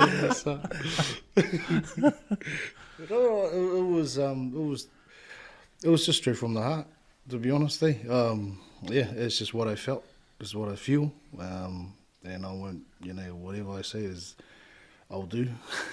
It just comes, when it just takes over, something just takes over, but it's just basically from inside. Yeah. I look at them, but this comes from the past as well. Hearing the other speeches. Tom, he was a real good speaker, and some of the other old boys. It was just learning, taking in, and then when you got to that stage yourself, then you know why, how it just comes. Yeah, it suddenly just takes over you, and then you just go out and they walk from the gym. And adrenaline, so you take it down, and then in a way it helped me, because that's what I said in there is, if there's times where I feel like I'm not 100, or I'm mentally sort of drained or something, then I'll go back to what I said in the changing rooms for these guys, and that's what will get me going again. And that's where it came from. Now it just happens, to be honest. But it comes from inside. It just comes from inside, also, yeah. there's no secret to it. There's no special recipe. It's what you feel, inside, and then what you do outside physically. Because, like, even just reliving those moments, like, moved me emotionally because, shit, man, for someone so young, not even a parent, then, like, back then, no, it was like, those sort of words is like, man, if someone said that Hercules was gonna Galepe this house, man, it was his speech that did it, like, because that's how I felt too. Like, I felt bulletproof after hearing something like that. I was like, man, if I put on a hit today, fuck, that's before, that's, especially when you refer to, like, bro, think of all the rainy days that would be, your parents would be sitting in the car waiting for us to finish training, and they still drop you off home, then they'll go to work. Like, that shit doesn't wash off, it just sinks. Yeah, I think the biggest, like, when start doing that, one was the NZ teams. That was the biggest because, our school was all good because we do it every Saturday, but some of these guys, we were only, like, first time they heard when I was for schools, and they I think they took it like, shit, this is what Kelston's like, like, fuck, this is how they talk in the changing rooms, man, they don't talk about, like, gameplay, they talk about heart and soul, like, do or die. You take nothing back, no regrets, body on the line. Because a couple of them people were like, and goes, fuck, bro, that's mean talk. I said, oh, don't you guys talk like that? They go, nah, we talk about, okay, we're going to be in the 20, we're going to do this, like, they're real sort of articulated the way they talk, but I said, nah, bro, this is us Saturday, every Saturday, in and out, man. He goes, no wonder you guys are bloody hard to play, man. Like, like, well, it's the norm, man. This is us. This is what we do. And a couple of those grammar boys, they were like, oh fuck, this shit, But I said, well, I don't know. We don't know any different. Yeah, that's cool, man. That's part of the culture. Yeah, the identity and culture of the team. Yeah, important. Oh yeah, they definitely got the Kelston identity on those teams. I mean, all the Auckland teams there when you boys from other schools and that, but they just always, like, the coaches always give us Kelston boys a hard time, but we give it back. Yeah. But all the other boys goes, man, what is it with you guys, you Kelston guys, man? Like, bro, it's just it's just who we are. That's what we do. We're always close, but the jokes we do, and then the way we play on the field, like, I don't know. It's just what we do. That's the thing about the Kelston guys, especially when you go into those camps and you play with the other guys from the grammars and that. It was like, I noticed that, like, mentally we were probably a little bit stronger, because so the stuff that we heard and the stuff that we saw, it wasn't about just talking about it. It was about being about it. Because I used to see guys, like, they were like superstars in their teams when they would come play with us. And then, like, fuck, you expect something from them, but they weren't giving it, and then it just took one of the Kelston guys just to step up and just say something that we'd hear from Ray or from someone else. Just like, man, you got the opportunity to do something big, man, like, let's do it. But they freaking waste the opportunity. Like, it's actually make it happen now. And yeah, this is surprising. It's surprising that, our mentality was different from other schools. Yeah, it was. like back lady on that. Yeah, definitely. I mean, it was just, the teams down. Like, just, these are rip teams, you pick the cream of the crop. And, I mean, 9 times out of 10, it was the Kelston boys. They came up, just said something, or did something that sparked up the team, and, Do you think that kind of enters, like, predominantly with those teams that are mostly Polynesian kids? Like, would that same culture be in, like, a school like De La Salle or something? Oh yeah, I believe so. I mean, I think it's the way we've been brought up. To be honest, I mean, like, our Polynesian families, I mean, we come from different families there, but we've all got the background, the upbringing. I don't think it'd be any different from them. I think with us, we've got the history. I think that's what makes it deeper and stronger for us. It's because the history, the guys that have laid the path before us and have made pretty much Kelston the name, the school, the boys that we are, who we are today. I mean, Lasell wouldn't be any different. They'll be just as hardy and all that on the field and tight with each other. But, I mean, the history of God, sort of speaks for itself. Yeah, and what's been done. What's been pretty much, been done in the past and in the present and what's going to be coming in the future. So, Auckland won 5 Auckland titles, nationals. It's the history that sort of, I guess it's what I reckon. What when we were there, it's what we looked at. It's, we're coming here. We're just like I think seeing you used to knock it on there. We're just caretakers of the jersey. We're just here to look after it and pass it on, to the next generation coming through. We don't own it. We don't, but we will, put our name here, leave our mark, and and these were passed on to the next generation, And I think that's why, we are the school is, and the any team that will take their field with their jersey will play like the way they play, and be the way they are on the field. To be honest, because of the history, I believe. Yeah, that's true, bro. That's 100. It's that what is it? The coming into the space and leaving it better than like when you finish it, you're leaving it better than what it was when we came in.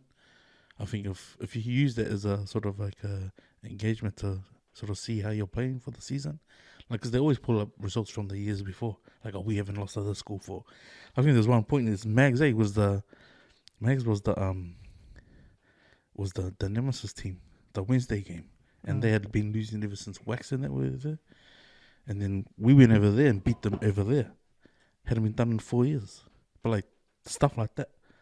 If someone says, bro, we have to. Otherwise we're going to be one of those teams. And that's enough isn't a comparison to be like, fuck that, we're not losing. And when we did play them, we lost on one of those just grubber kicks. Since when do we have a move where we do a grubber kick? But we won. The first time in 4 years, man. We actually beat Max. Which was fuck. Yeah, where did we kick? I was it's funny because it was a fluke. It was a fluke. Did someone just grubber kick the ball? We scored underneath the post. Underneath Megs, they weren't expecting it. That's for sure. Because But even for them, they had a shit season. But when they were playing us at home, fuck, it was man, of all teams to try and beat over there, it was them, which is a nemesis team for us because we lost to them in our 15th final. Then we beat them the following year in another final, and then to play them, and they had gone 4 years without losing. Fuck. Going back to this below the waist tackle thing, it is going to kill the game. But what I was thinking about it was it's all because of the concussion thing. That they don't want to be liable in the future for getting sued or stuff like that. But I think it's pretty, to be honest, it's even stupid because if it's lower than the waist, what's below the waist? Yeah, the bigger bones of the body. It's the knee. Bigger muscles of the body. There's a need to head contact. Exactly, I mean, and they're moving twice as fast than the hip because your hip's not moving. It's just So, we've all been... It just doesn't add up. I think they're just taking the contact away, which it's a contact sport. I mean, it just comes back for coaching. I mean, I feel for these coaches as well. I mean, they've been teaching, that cheek to cheek and all that, your shoulder and put your head to the side. And now they're looking at this. Where are you going to put your head, to be honest? I mean, if you're looking at the thigh, their whole lower section is moving. Which creates it harder for the taller players. Well, yeah. I mean, you're 6 foot now. So actually. I mean, and you've only got pretty much a window of 3 to 4 seconds to make that decision. The guy's running at pace. You got coming in at pace. You haven't got time to pause it and I'll just mark it X here and I'll tackle him here, And if you have the ball and you're running with the ball, all you got to do is just put your head down. That's it. Just. Will change the dynamic of the game huge, man. That's what I mean, about them changing all the stuff. Watching NRL now, it's oh man, that's all of it. I mean, they'll only stop on report, carry on. Yeah. I mean, yes, there will be repercussions. If they've got a head knock in there, but it's a contact sport. You know, we play it because we like it. At the end of the day, it's what comes with it. It seems to me like, yeah, there is a problem with concussion, but I don't think that's the solution to do that. But and one of the solutions I read was, which makes sense to me, was just reduce the number of games a player has in the year. I mean, you know, They've never played so much footy before. No. You're talking about February all the way to November. It's pretty much a full year calendar. Yeah. So you've got your domestic, you've got then your our national, and then you've got international. And that's full on rugby for some of these professional guys. Do you reckon the burnout is a lot faster, right? Mental burnout will be a lot faster. Yeah. I mean, that's probably a good solution is monitor the games. Monitor the amount of games a player plays, eh? Even minutes too, hey. I mean, might end up being gridiron, man. You have a whole offense and then all the rest to go. But See, that might be a better solution. I mean, anything better than changing the tackle law. Below your waist, eh? That's where it's going to be like bootlaces only sort of thing. Yeah, I mean that's a good one. That's working, but not taking away the physicality of the game. Yeah, that's right. And all you're doing is, and what you're doing, you're reducing the chance of a head knock. You know. I mean, it's what's it called? Player welfare. Yeah. I mean, like what? I mean, but in a season, how many games on average would these guys playing now? They're playing a lot more than what they did 20 years ago. Yeah. A lot more. I mean, look at NFL. If someone gets concussed in the game, they go through the protocols, but they miss the next game next week, just for precaution, and then they play the week after. Because if you get knocked, then you need that 2 weeks to recover from that, and then you're back to normal after that. If you get concussed twice within a week, within 2 weeks, that's you should pretty much. That's where you're hitting the same spot twice, and it's not healing you. So I don't mind, like, say, because for the Blues, it's Brendan Barrett. He's the one always getting concussed there now and then, like, and if he gets knocked out one game, like, just send him out next week's game and have someone else come in. Like, to me, it doesn't matter. It's like all this thing at HIA. If he passes, he's back on. But that's just when he does it. Afterwards, it's the it's the long effect. It's still ringing. Yeah, exactly. So you're right. Just pull him out. Take him out. He's on stand down. That's it. It has to be. Yeah, it has to be the player welfare and probably the unions that they have around their players. Because surely, like what's happened with Carl Heyman is a good example of now that he's finished and his career is sort of like hit him down that road of where he is in his mental state of mind now and his health. So maybe they're just safeguarding themselves, knowing that, because if a lot of players come out and say, "Oh fuck, I was actually playing for this union and I got concussed," if they have to write that down on an ACC form, fuck, bro, that union's gonna get done big time. See, if Brendan Barrett gets concussed, like, he's out for 2 games, right? But there's a good chance for someone else to come in and play that position. Bring someone up, and then, if this happens all the time, you'll constantly bring guys up from the bench.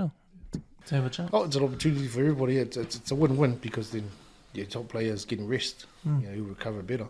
Yeah. And you got guys coming through. More game time for them. The Blues just need to bloody put on some solid players to make sure we make the top 8 and the semi, and then they can do whatever the fuck they want. See, I had an idea of making NPC and Super Rugby go at the same time, because you either play one or the other comp, and that reduces. If you're an international player, if you play for All Blacks, then you're going to play NPC when Super Rugby finishes and play. You won't play all the NPC season, but you play at the. It's not a bad concept. At the end, really. And you do like the NFL, like you'll have NPC Thursday, Friday, Saturday, and have all the Super Rugby games on Sunday. I mean, we're not short of any players, rugby players in New Zealand. No. So you have your pool of NPC players, and then you have your pool of Super 12 players or Super 15 players. Because they're playing anyway. If there's injuries, then they so they automatically go up, and they automatically go down. Yeah, that's actually good, because if you remember when they had the Barca Cup, they had the clubs. Barca Day. Yeah, and then they had the Saturday Sunday games. That's taking it back. And then if you were playing good in Shaman, fucking you got pulled up to play Fox or Fox straight into Barca. Shit, you played like 2 or 3 games, but you got paid for it at least, Probably just because of the funding dried up, because of the amount of talent there was here. It's not a bad concept, eh? Looking at it that way. Yeah. Yeah. I mean, anything better than that, changing the tackle law. I mean, because that narrows, was it the playing season? It doesn't stretch it out because then you're playing in that same. And they actually have an off season. Yeah, Not just they've in actually 3 got weeks. Yeah. time to just And if NPC players, when it's finished, they choose to go overseas to play other comps, they can. It's up to them. Oh. Yeah. But then and then you catch me. Oh no! Look! Where you've played Super 15 or something. This is your you've hit your what do you call it? Your quota. Yeah. So have an off season. That's it. Rest. Oh, I mean, that's that's good. It's not a bad sort of thing. But I think that what comes into that is what these guys will look at as numbers, because you're looking at doubling the contracts because you'll need a bigger pool base of players, which will play NPC. I mean, this is just what they'll probably think about. But that's not a bad concept. Oh, dumb down the NPC, because most of the best players will play Super Rugby, Yeah. of course. But you're bringing up some young guys from club level up But into NPC. It actually sounds really good, because if you were to play like you have your 5 provinces, they would all have teams. But if the Auckland A's were playing the curtain raiser for the Super Rugby team, even if it was on the same day, you're still drawing the crowds.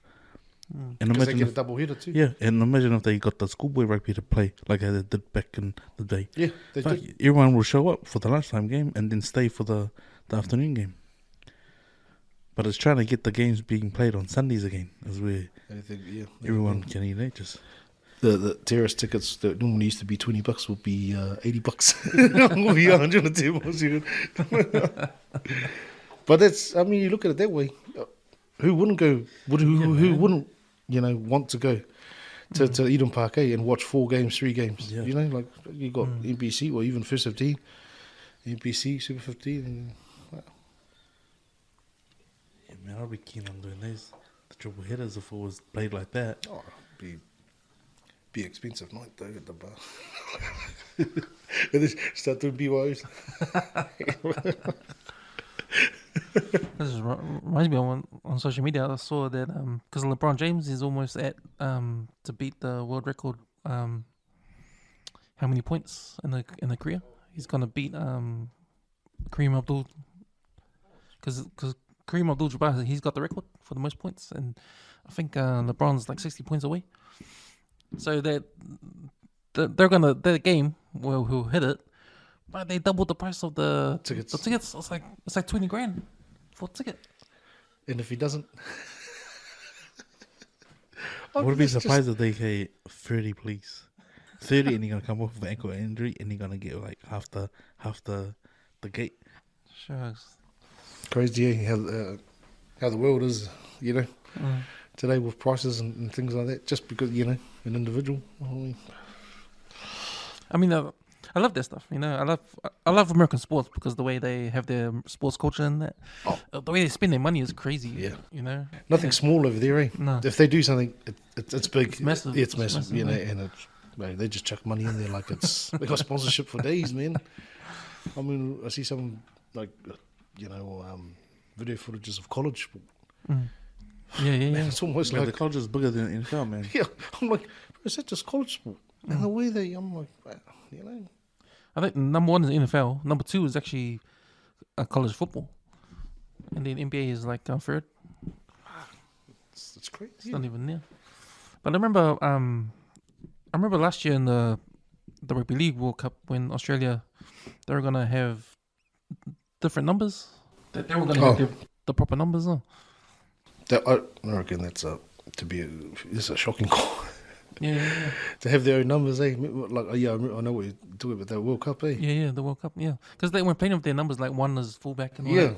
It was all random, eh? Yeah, like in the order they sort of made it in the Aussie team. Yeah. So, which was, I think I saw one of Willie Mason's.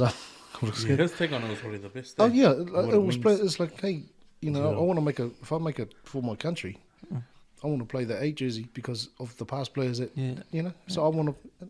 I don't want to turn up to a World Cup play number 24. I mean, Yeah, bro, that's not fair. yeah. I mean, like I wouldn't want either. To be honest, yeah. I mean, yeah. It's just so stupid, to be honest. I reckon they should bring back the last names on the back. Yeah, You I know? thought that was a given. I thought that was that's what they would do. Mm. But I guess each country sort of, or each team, yeah, I thought that would have been better. They put their last Yeah. names on there. And give some of the profits to that player, because it's good. Like how if you did do that, like if you had a fair player, you buy their jersey. Of course. Yeah. They get revenue back Yeah. big time. Yeah, who wouldn't want John's 7 jersey? Yeah, Andrew John, you know, the greats and all that, you know. Wooly Mason. But you know what? Knowing the way the rugby and the sport world is, it will probably be like, you want the Andrew Johns or the Matty Johns jersey, and it'll probably go up to XL. Bastards. Yeah. Shucks.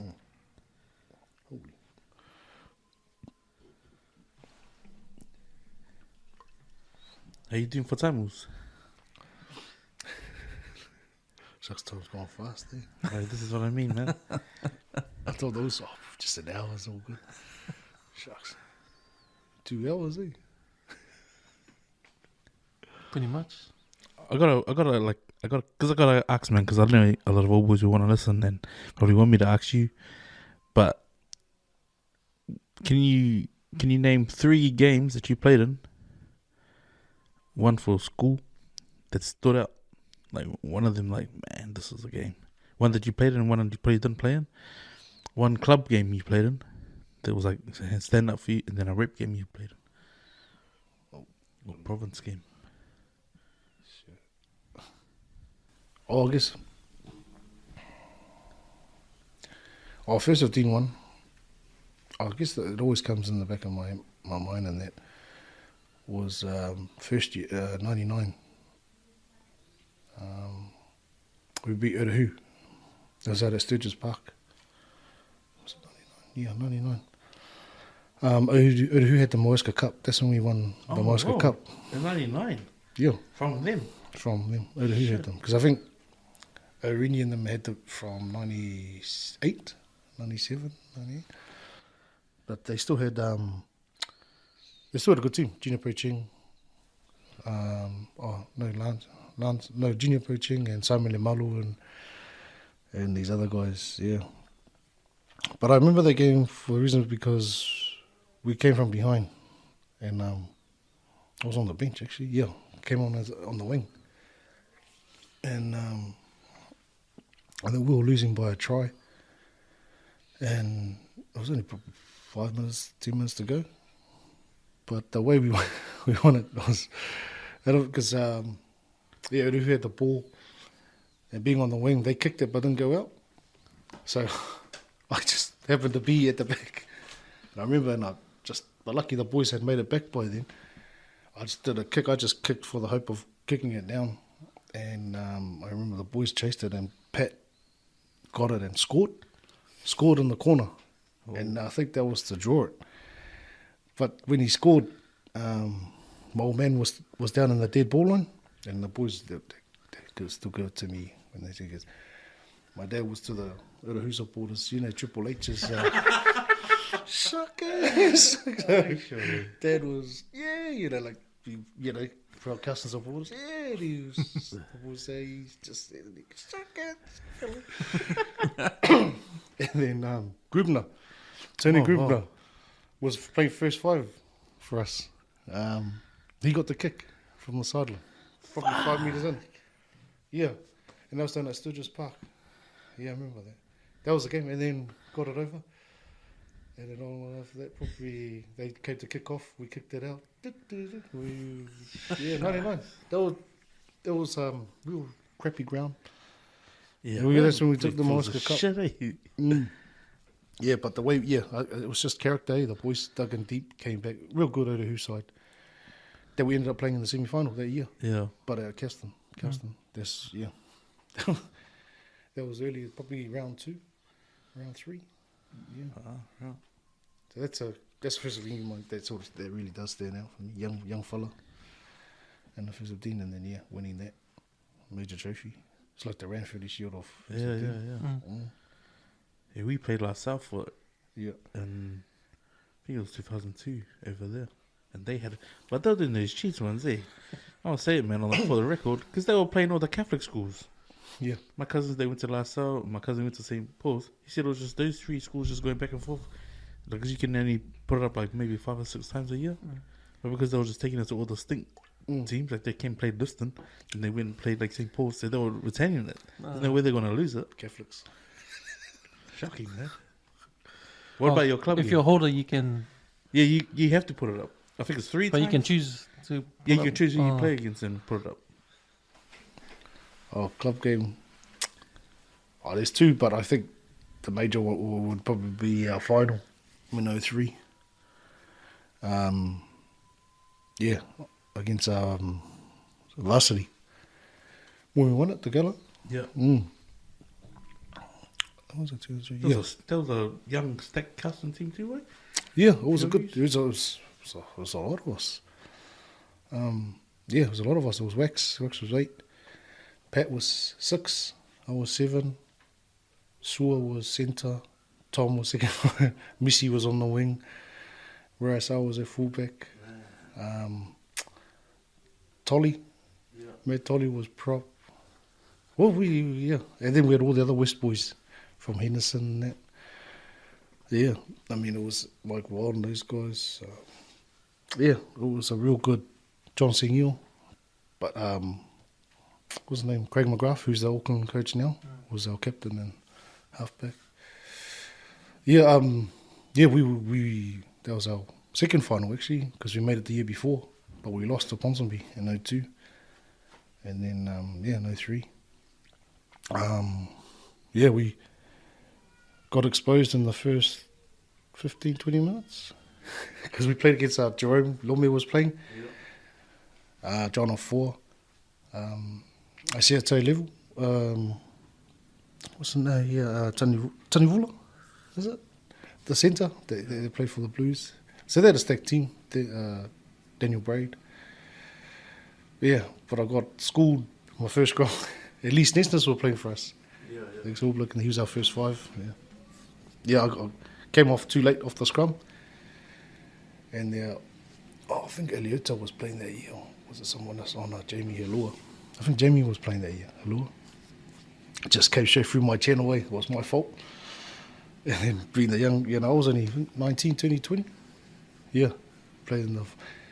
And then he came through my channel, and then all I got, I looked at then Lee Snesner, say, being an ex-All Black Auckland player, he just didn't let back, because, oh no, don't worry, he just fucking ripped into me, because that was your fucking, you fucking let that. But did he score behind the back of the scrum, or did he come? No, he came from the short ball, like the second 5. So in between you. Yeah, I think it was a 1-3 dummy cut, but the second came in. I was too late off the set piece, the scrum, and he just came and went. Because Lee, he shot off. I reckon he shot off too early. Yeah, he should have held. But, I can't say that to the senior guy. So they left that hole. But, I was the guy that was there. So I just, from that moment on, never missed the tackle, and our game changed there. Our boys just dug in deep. I think Missy scored twice in that final and we came back and we won well. Like, we won the way we wanted to. Yeah. And we played the way we wanted to. Got all the boys on from the bench. Yeah. And there will always be, club game. And that's inspirational final way. It's 20 years ago now. Our boys have made it final here and there, but haven't been able to lift that shield since. There's only like maybe a year or 2 ago, I sat down with Nick Buckley and he was telling me about the semi that played at Sturgis, and he said that was like a Kelston versus Kelston semi at home, and he was like, bro, like, those boys showed up, hey? Yeah. And it's missing the younger guys. Guys that, Because it was him, Ranui, Mose, Batesy. Yeah, that was all the Kelston boys that went to suburbs, Suburbs boys, that's right. What about your rip game? What was the rip game that stands out in your mind?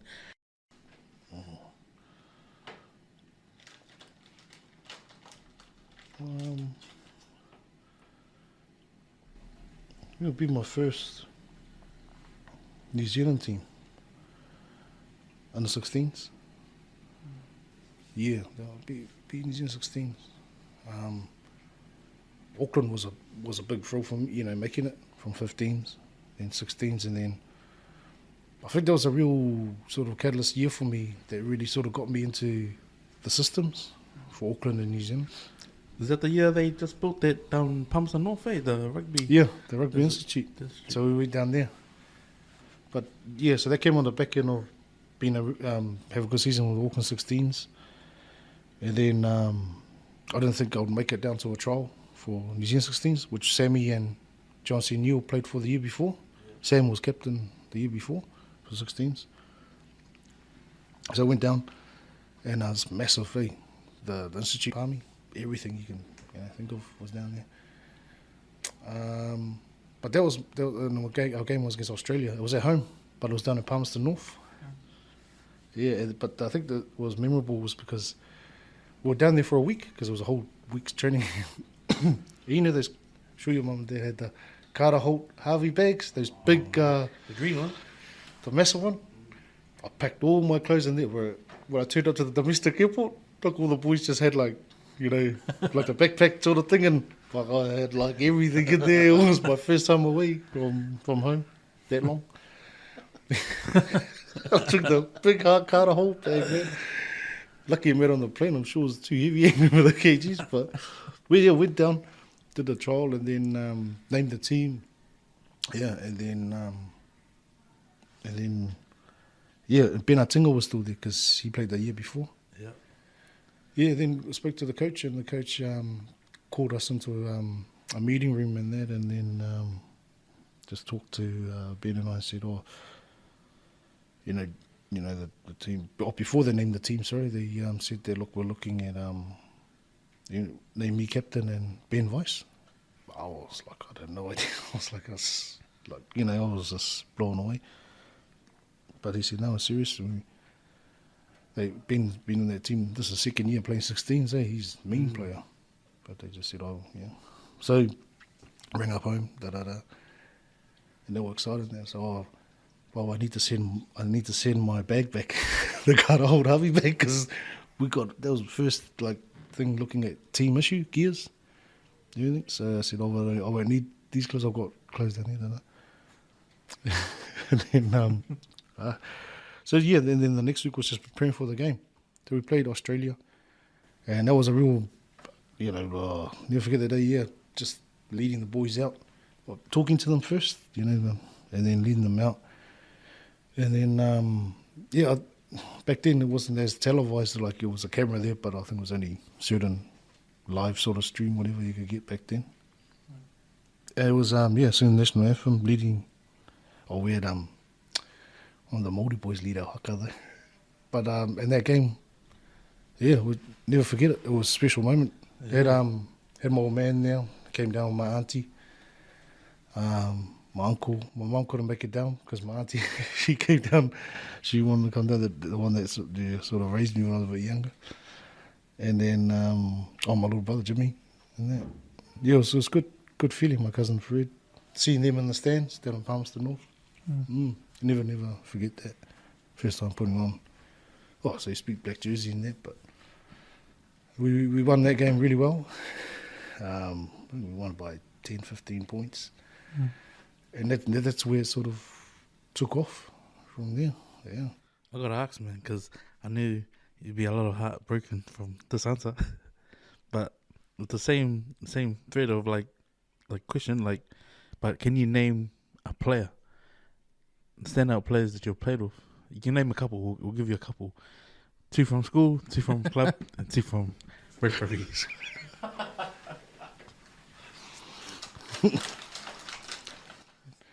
You can edit these parts out.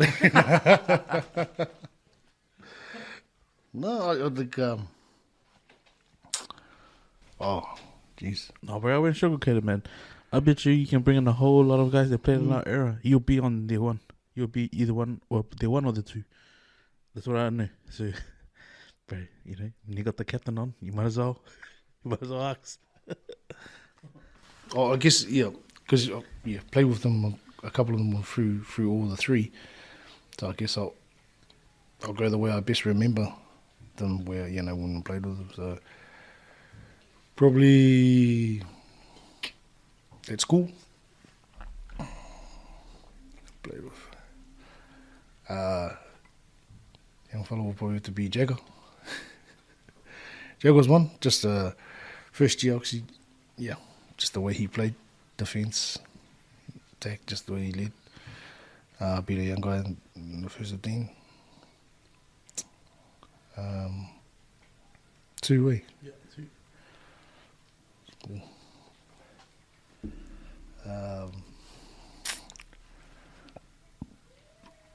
Probably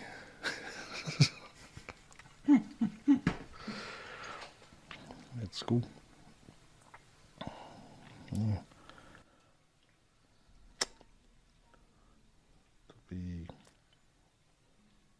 School, Ray Young. Ray Isara. Yeah. Yep, from the back. Never passed the ball. Never kicked as a fullback, but always ran it back and always got us out of a lot of that year. Yeah, this is all just, yeah. For club, I'll have to say Wax. Just that season we had, guys, just awesome. Just the way he played, man. They got 80, 90 metre runs, Saturday in, Saturday out. Attitude at training, everything. And I guess the other club player would probably have to be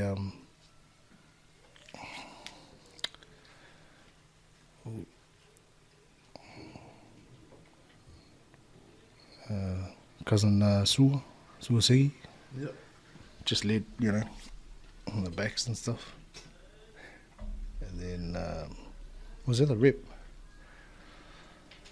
Even for and against. Oh. Rip if you want. Oh, true.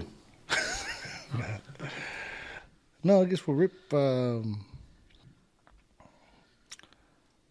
yeah, Sammy would be up there. Just in schools and stuff. He led, you know, just folds guys in half. Aussie, yeah, our tours and that. But one of the boys is Benny Hartinger. Yep. That guy just played awesome. Played with him in Auckland. Schools, 19s, just talent, eh? Just real awesome player from the back. And yeah, just good all round guy. That'll be my heaps more, but it's just put me on the spot there, man. Like, I love you just drop these Ranui names in there. That's the main thing. And you also got a mention in Jerome's autobiography book. So what did you do to get a mention there? Was it a particular game or? Oh, Lume knows. No, I got to know Lume was just through that, through teams, the rep teams and that. But I guess, yeah, he really sort of admired the way he played school, because he was at St. Kitts, you know, he was one of those special guys, came from out south. Yeah, and then just sort of connected, and then, but he just loved the way, because he was adjusting. He used to be a fullback, and that, yeah, so he got, because of his height and that, they thought, oh, you won't make it as a fullback or wing, but you know, make it, you know, going forwards and that. So throughout most of our teams we played, he was 6, I was 7, and yeah, you know, just appreciated it. Yeah, smashed him a couple of times. So, you know. No, he's good, real humble guy too. Yeah, no, yeah, I think he was just like that. You know, just these custom guys make their day. Was he like blue man to the reps though? Because yeah, he was 14s, 15s, 16s. Like I remember. Like, no, because he was at counties. Together. Right? Oh, so him and John Afua and Jarakoko were all playing counties 15s. They didn't adjust till not even 16s. Yeah, they didn't come till schools. Oh, yeah. So the age groups they were playing counties. Yeah. And then, yeah, I think after 16, that's when they came to Sacred Heart. Oh, to St. Kitts. And then, yeah, play first 15, obviously made schools and yeah, and in New Zealand and stuff. But all those three went together. It was a package deal. It's a package deal, bro. let's get a Fijian, Samoan, and But like, if you think about, like, say their talent had stayed, like, say it had stayed out south in counties, like, you know, secondary schools, shit, they would have had a good team, man. Counties would have been solid. Because they would have had Beaver as well, you know, like. yeah. I mean, yeah, they had Beaver and that. They had City Vini. They had heaps of talent, you know. But I think it was the schools they were at. You know, I don't think they would have got the level of rugby footy they would have got if they didn't leave. So I think, they were James Cook, Manurewa High. Yeah, nothing against those schools, but back then they weren't in the 1A. And back then, if you're not playing 1A, it's very hard to make a rep team because it was only one. That's when we didn't have Auckland team, South, East, West. It was just one Auckland team, yeah, and age groups and stuff. So But they made the move. like, remember that Wesley team, they rolled us at home. Was that winning team, eh? They went on and won the New Zealand. Oh, yeah. Yeah.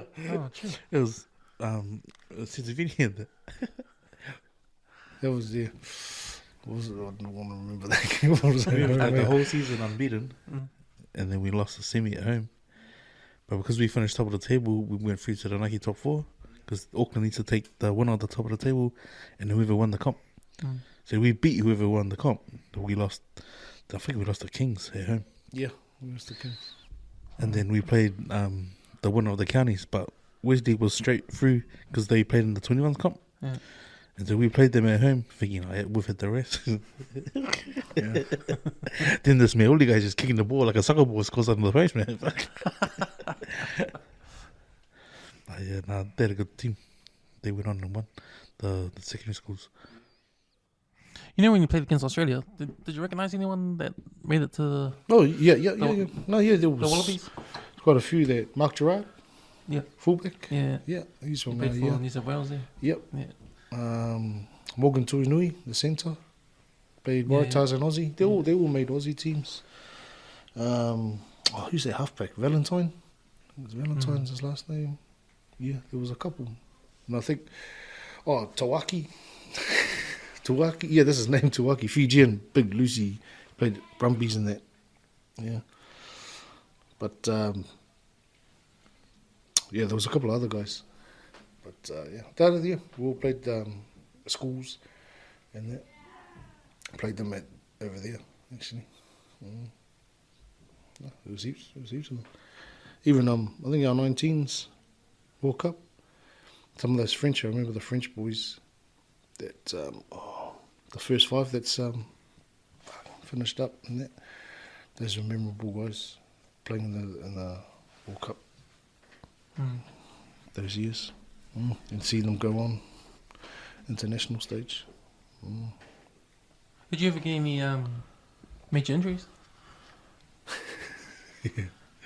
Yeah, I think that's pretty much ultimately what's finished me. All right. Yeah, knees are my biggest downfall. Sort of had ops on both of them. Yeah, reconstructions, ACL, MCLs. Everything. My radius, forearm. Yeah, but I think the telling one is my knees. That was the first one. The major one's in 02. Yeah, I couldn't play the final for our club for Wada that year, so had an op, and I thought, this is reset it. Yeah, had an op probably 2 years later, and then another op probably another 2 years. And Is it on the same side? both. Oh no, yeah. It started off as the right knee, and then it did the left, and then it just went back and forth. Yeah, and then it's been like that. So I think my last real crack trying to get back into was in 08, went to Harbour. Had an agent, this guy Graham Lowe, Asian guy. This is opportunity at Harbour. Pollock was still the coach or something, so they were looking for Lucy's, play club footy. And yeah, then went over there, did a little bit of academy training with them. And then probably second game into the round, did my knee again. That's it. I think, no, that's it. I'm not ever going to But I played the season out because it was just a minor tear. So I had like 3 weeks. Got back in, then started playing first five. Just sort of, that's it, they keep me. So, yeah, from flanker to first five, second five, yeah. I think, that was it. And it was just the knees, they're gone, eh? They're gone. To this day, they're fucked, to be honest, yeah. But those are the major. I want to say it because I knew this is digitally saved forever, And probably, I asked him one time at a drink up, I said to him, man, and I just found out why he didn't come back for his repeat year. But I believe, if he had came back all since 2002, we would have won, just quietly, Because I remember he said, where would I have played? Because we got a 7 that came up from Christchurch. He came over to play for the Warriors as a league player, but he ended up playing rugby. And man, he was superb. This guy named Sione Vatuve. He ended up playing for Japan at the World Cup after that. So he'd been over to Japan on a uni scholarship. Ended up playing for the international team the following World Cup. But yeah, I said to Ray, man, if he'd come back, he could have came into my position. I would have played on the wing. We would have won a championship that year. I felt awkward anyway. We'll come back because there was 3 of us that went away for the 19s. New Zealand 19s. We had a World Cup. So we went in the beginning of the year and we came back to school. It was Chris and Tai Talia and Chris Howell and myself. So we did a World Cup in Italy and then, back then you can go to school till you're 19, So why not? Let's go back. So we came back. Pre-season, we did pre-season and that. But I didn't stay on. Those two did, But I didn't come back to school because after that pre-season, what happened was, Mum got made redundant from over here at Karaho. So I was like, I was only going to school for one thing. So I didn't make that call. I didn't make that call to pull out of school and go find a job. But I didn't. And like some of the kids, they've got a bit of a support in that. I got to find a job. But then I hadn't actually cemented a club because that was a back on of the 19s and stuff. So I think once they sort of found out I wasn't going back to school, I did have a few clubs ringing and stuff, But the ultimate thing was because my mum got redundant, so get to work, find a job. And I didn't want to go to uni. I didn't want to go anywhere because I don't do too well at school. That wasn't my thing. I'd rather work. Is your son playing rugby? My son? Yeah. Yeah, he plays rugby. He plays rugby and league. Oh, yeah.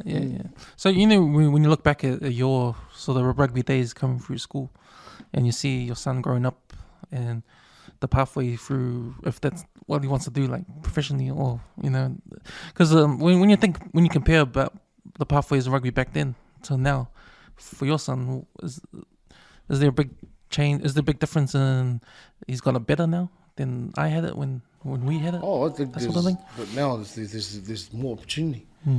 To be honest, I think because there's so many, so much opportunity now. Just through that, like I said, like through social media, connections, he's got league and union going on at the same time. Back then for us was union. There was only one code, was union. There was it, League was sort of, but union took over. Now he's got options, like league and they're going together at the same time. Met Athens at the Warrior stuff. My son was involved with that for the 14s and 15s. That's another opportunity. So it's just, they've got way better opportunity now. The avenue is, it's totally up to them now and what they do. It's attitude-wise and everything, like I said before. But it's there. It's just for them to grab it. That's the. They've had they've got better opportunity than what we did. Yeah, way more, right? Way more avenues. As much as they've sort of shrunk the way that the rep rugby is formed, but I mean, like they've had these Pacific Nations or Pacific Cup televised and all that stuff, the 16s and 18s. Yeah. Yeah, that's heaps. There's heaps of pathways. They had the 14s, 12s, 13s, the back end of last year. Yeah. And like, all those, the Tonga, Samoa, Niue, all of that available. So that's what brought you represented Samoa at the back end of that under 15s. And then just a couple of weeks ago, he played for Tonga under 15s, like against the Argentinians team. So like I said, like that's where the opportunity, they can play both codes in one season, because the opportunity is there. I never heard of that. Back then it was just union, but it's just they've got opportunity. That's all. How about the aura of playing for the All Blacks now? Because as a fan, what I see now, like when I see players do their sabbaticals from the All Blacks, go overseas for the contracts, it's like the All Blacks auras come down a bit. And I think it seems to me kids these days are not thinking other things now. I think Toa Samoa last year for league has told everybody, hey, it's not just the main, you can play for these other teams. Do you think there's the same goal for kids in New Zealand, like especially island kids in New Zealand? Are they growing up want to play for All Blacks or want to play for Samoa or Tonga? Or? I think the aura is still there. I think these kids will still want to play All Blacks. And Samoa, but I think the thing that's changing is because it's a business now. It's their job, it's their livelihood. Like I think what knocks it on the head is Artie, just on saying he's not going to lie about it. He's looking to set up his family. I think that the All Blacks, it's always going to be the All Blacks. Which kid in New Zealand wouldn't want to play for the All Blacks? But I think when they get to that stage as well, and that they'll make those decisions when they have to. But it's a business, it's a job, But I guess like what he's saying is that aura. It's sort of like it's a label now. But I still believe that they still want to play for the All Blacks, and with Samoa, like to Samoa thing, I think that's just lifted, another sort of opportunity to say, there's, it's not just the All Blacks for us Kiwi Pacific Island kids here. Yeah, you can play league now. Samoa. Yeah, you can play for Samoa, man. Oh, they're changing the tackle law. You can play league now. Go play league now. Yeah, but it's amazing how. But the help with social media, if that was back in the days, you'd only see it on the news or Alcatel's, what's that? the phone, Alcatel's and that. But that's the thing. I mean, that Rugby League World Cup last year, that was just amazing. Like as a sporting product, it was a success, right? Like the Samoa fans were just crazy. Only because Samoa led the World Cup. Yeah. To be honest, I mean, Samoa put first loss was like they got heavily criticised and this is, but they strung together all those wins and then next minute final. Yeah, and they needed that.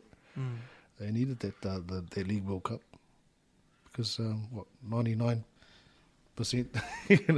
times they have the World Cup, it's always going to be the Kiwis, England or Australia. Yeah, that's right.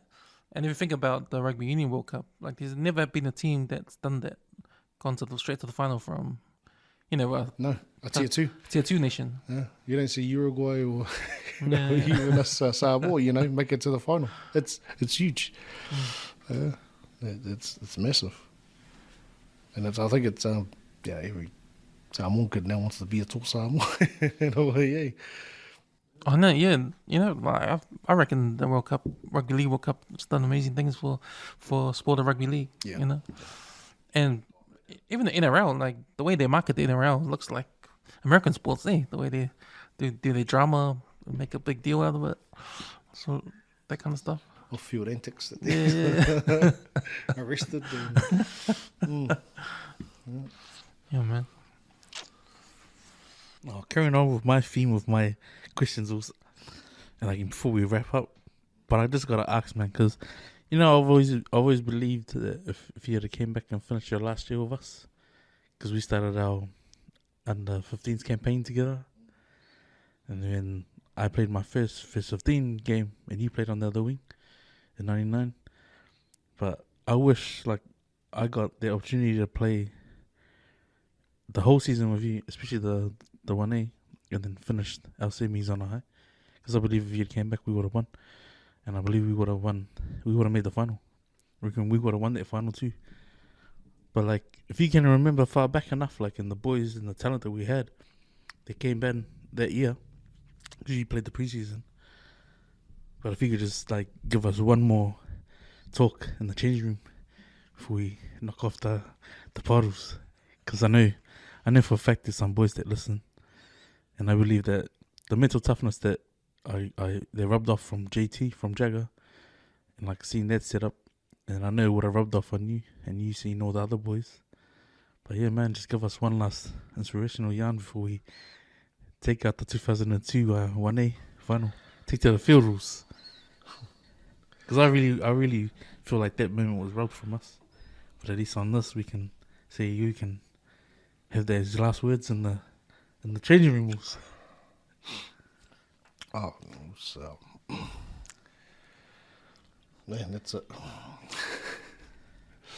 special moment to be, in that, and the environment and that time and place. But I will say also, I thank you, man. Thank you for jumping on and like giving us the opportunity to. In my eyes, one of the legends from my hood, Kelston royalty, and above that, down to earth. Well, one of those. Oh, man. Humble, bro. Humble. Yeah. It's hard to think back.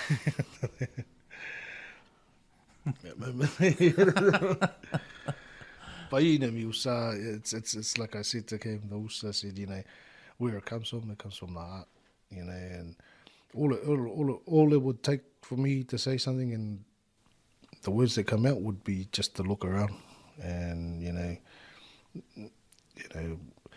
I'll just look around and I saw you're holding next to you, and just you give them all you got. You never let them down. I wouldn't take a step back for them. It's like I say, you put all your hearts together, you come out with one heartbeat. Those moments, you only get it once. Might not come around again. And with the Usos that are next to you, you might not ever play with them again and stuff like that. So, it's a special team, special group of Usos there, that you get to play with. So, man, don't leave anything out on the field, eh? Leave it all out there, and to the bitter end, mate, to the bitter end, man. You're sore or whatever, and you stand up. You stand the fuck up and you carry on. Yeah, I mean, these guys know. They know, they're fucking limping or whatever, man. They'll fucking still carry on, bro. Yeah. Then, I think that's the way we played the fear. I always remember when the older horses said, man, the way Kelston played was Kelston played because of the fear of losing. We didn't fear any teams. We were just fear of losing. And, being in a situation where that 99, when we took the Master Cup, any other team would have given up. Oh, we didn't. Then that was just epitomised what we were up against, where we were playing, who we were playing, conditions we were in. How we played to the, to the very end, and we walked away with, with the win, but also with the Master Cup. It was just, I say it's what we did. Yeah. But no, I'm sure you guys would have won the final. To be honest, if anything, I probably would have cost the final if I was there, because would have probably got sent off. It's been a privilege, Shoes. Yeah, And man. we were taken to the field many times, and the many times we did play, man, we left with many W's, eh? And like, I can be honest and say, like, fuck, we only probably lost, say, out of 40 games, we probably only lost like 3, and they just happened to be the 3 that mattered. Yeah. Hey, That's the gutting thing. Yeah. You know what's cool about that story? Like, you see the same thing in sports movies. You know, of the team and trying to win the last game. You know, that extra effort. Like you're dead, but you're still gonna do that one. Still step. Man, because I never had that experience. Like I played sport, but I never had that sort of like team. You're like you're struggling, but you need to get over the hump, and someone has to come up or you have to dig deep down to, you know, that sort of thing. I'm just saying, like I see it in these sports movies, but I never experienced. But you guys experienced that, eh? Like it's a real thing, eh? Yeah. I guess it's a real because every team you played against in every school, that was like their season. Was to beat Kelston. Like if they beat Kelston, that was it. They didn't care where they finished. So was that the extra? Sort of, yeah. I mean, so they added on top of everything else. You know, like it's true. Yeah, they would pick up. They would lift for that game. And yeah, like that 4 years, that 3 years that Manabe had beaten Kelston, that's dating back from when Wax and Sam Tutu Poland that we were playing on the Wednesday game. And it was always the Wednesday game. They rearranged their team to beat Kelston, even though they didn't finish like top 4. That's the game they wanted to win. So his last year was the year we beat them. It was like, fuck, it was like a curse, man, because it was a curse. Yeah, that was like I said. Some schools were just calendar season. That's us. Well, you know, they were trained. You know, it was because some of the boys that we got to know, you know, they would tell us because you know what we hate, you know, and then because we always enjoy it. We don't want to play Kelston, you know, or the other ones now. But just get these guys, man. That's us. I remember one guy asked, that year 99, but he had to play centre, young buck too. He had to start, and then Jagger was one of the oldies, and then he was going, bro, is Jagger playing today? And I said, yeah, he is. What is he starting? I said, yeah, he's starting. He's centre, bro. Like his name was Phil. Phil. Boy, what do you? He goes, I'm playing centre today. All the best, do your prayer and the team talk, man. Yeah, I mean that was just, it was sort of like, well, you know, I don't want to go, you know, sort of, you know, blowing trumpet, but it was sort of like the aura that Kelston had put out there. I mean, yeah, and yeah, it was just. You were spoiled for talent, man. I knew that much. Like even my first year at Kelston, and we trained with the All Blacks. It was when Spencer and that was still. I think he just become an All Black. Like as a year 9, we got to train with the All Blacks. Like they came and did the training run with us, then they broke us up into backs and forwards.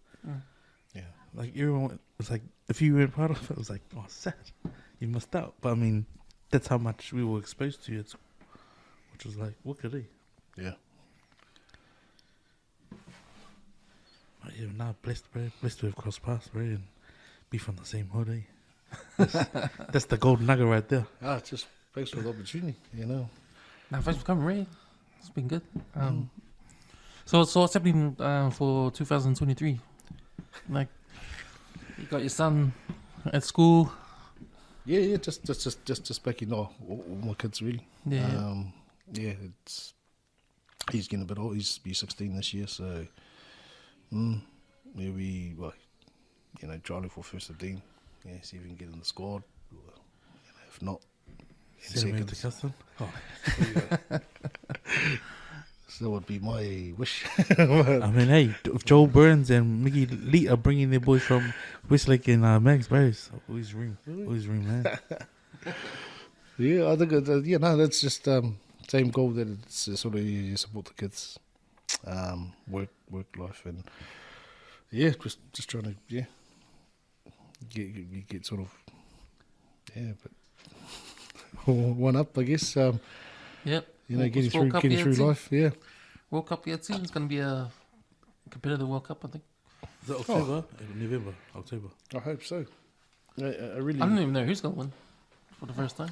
Yeah. Samoa's gonna win. Well, they got like you got teams like Argentina and that.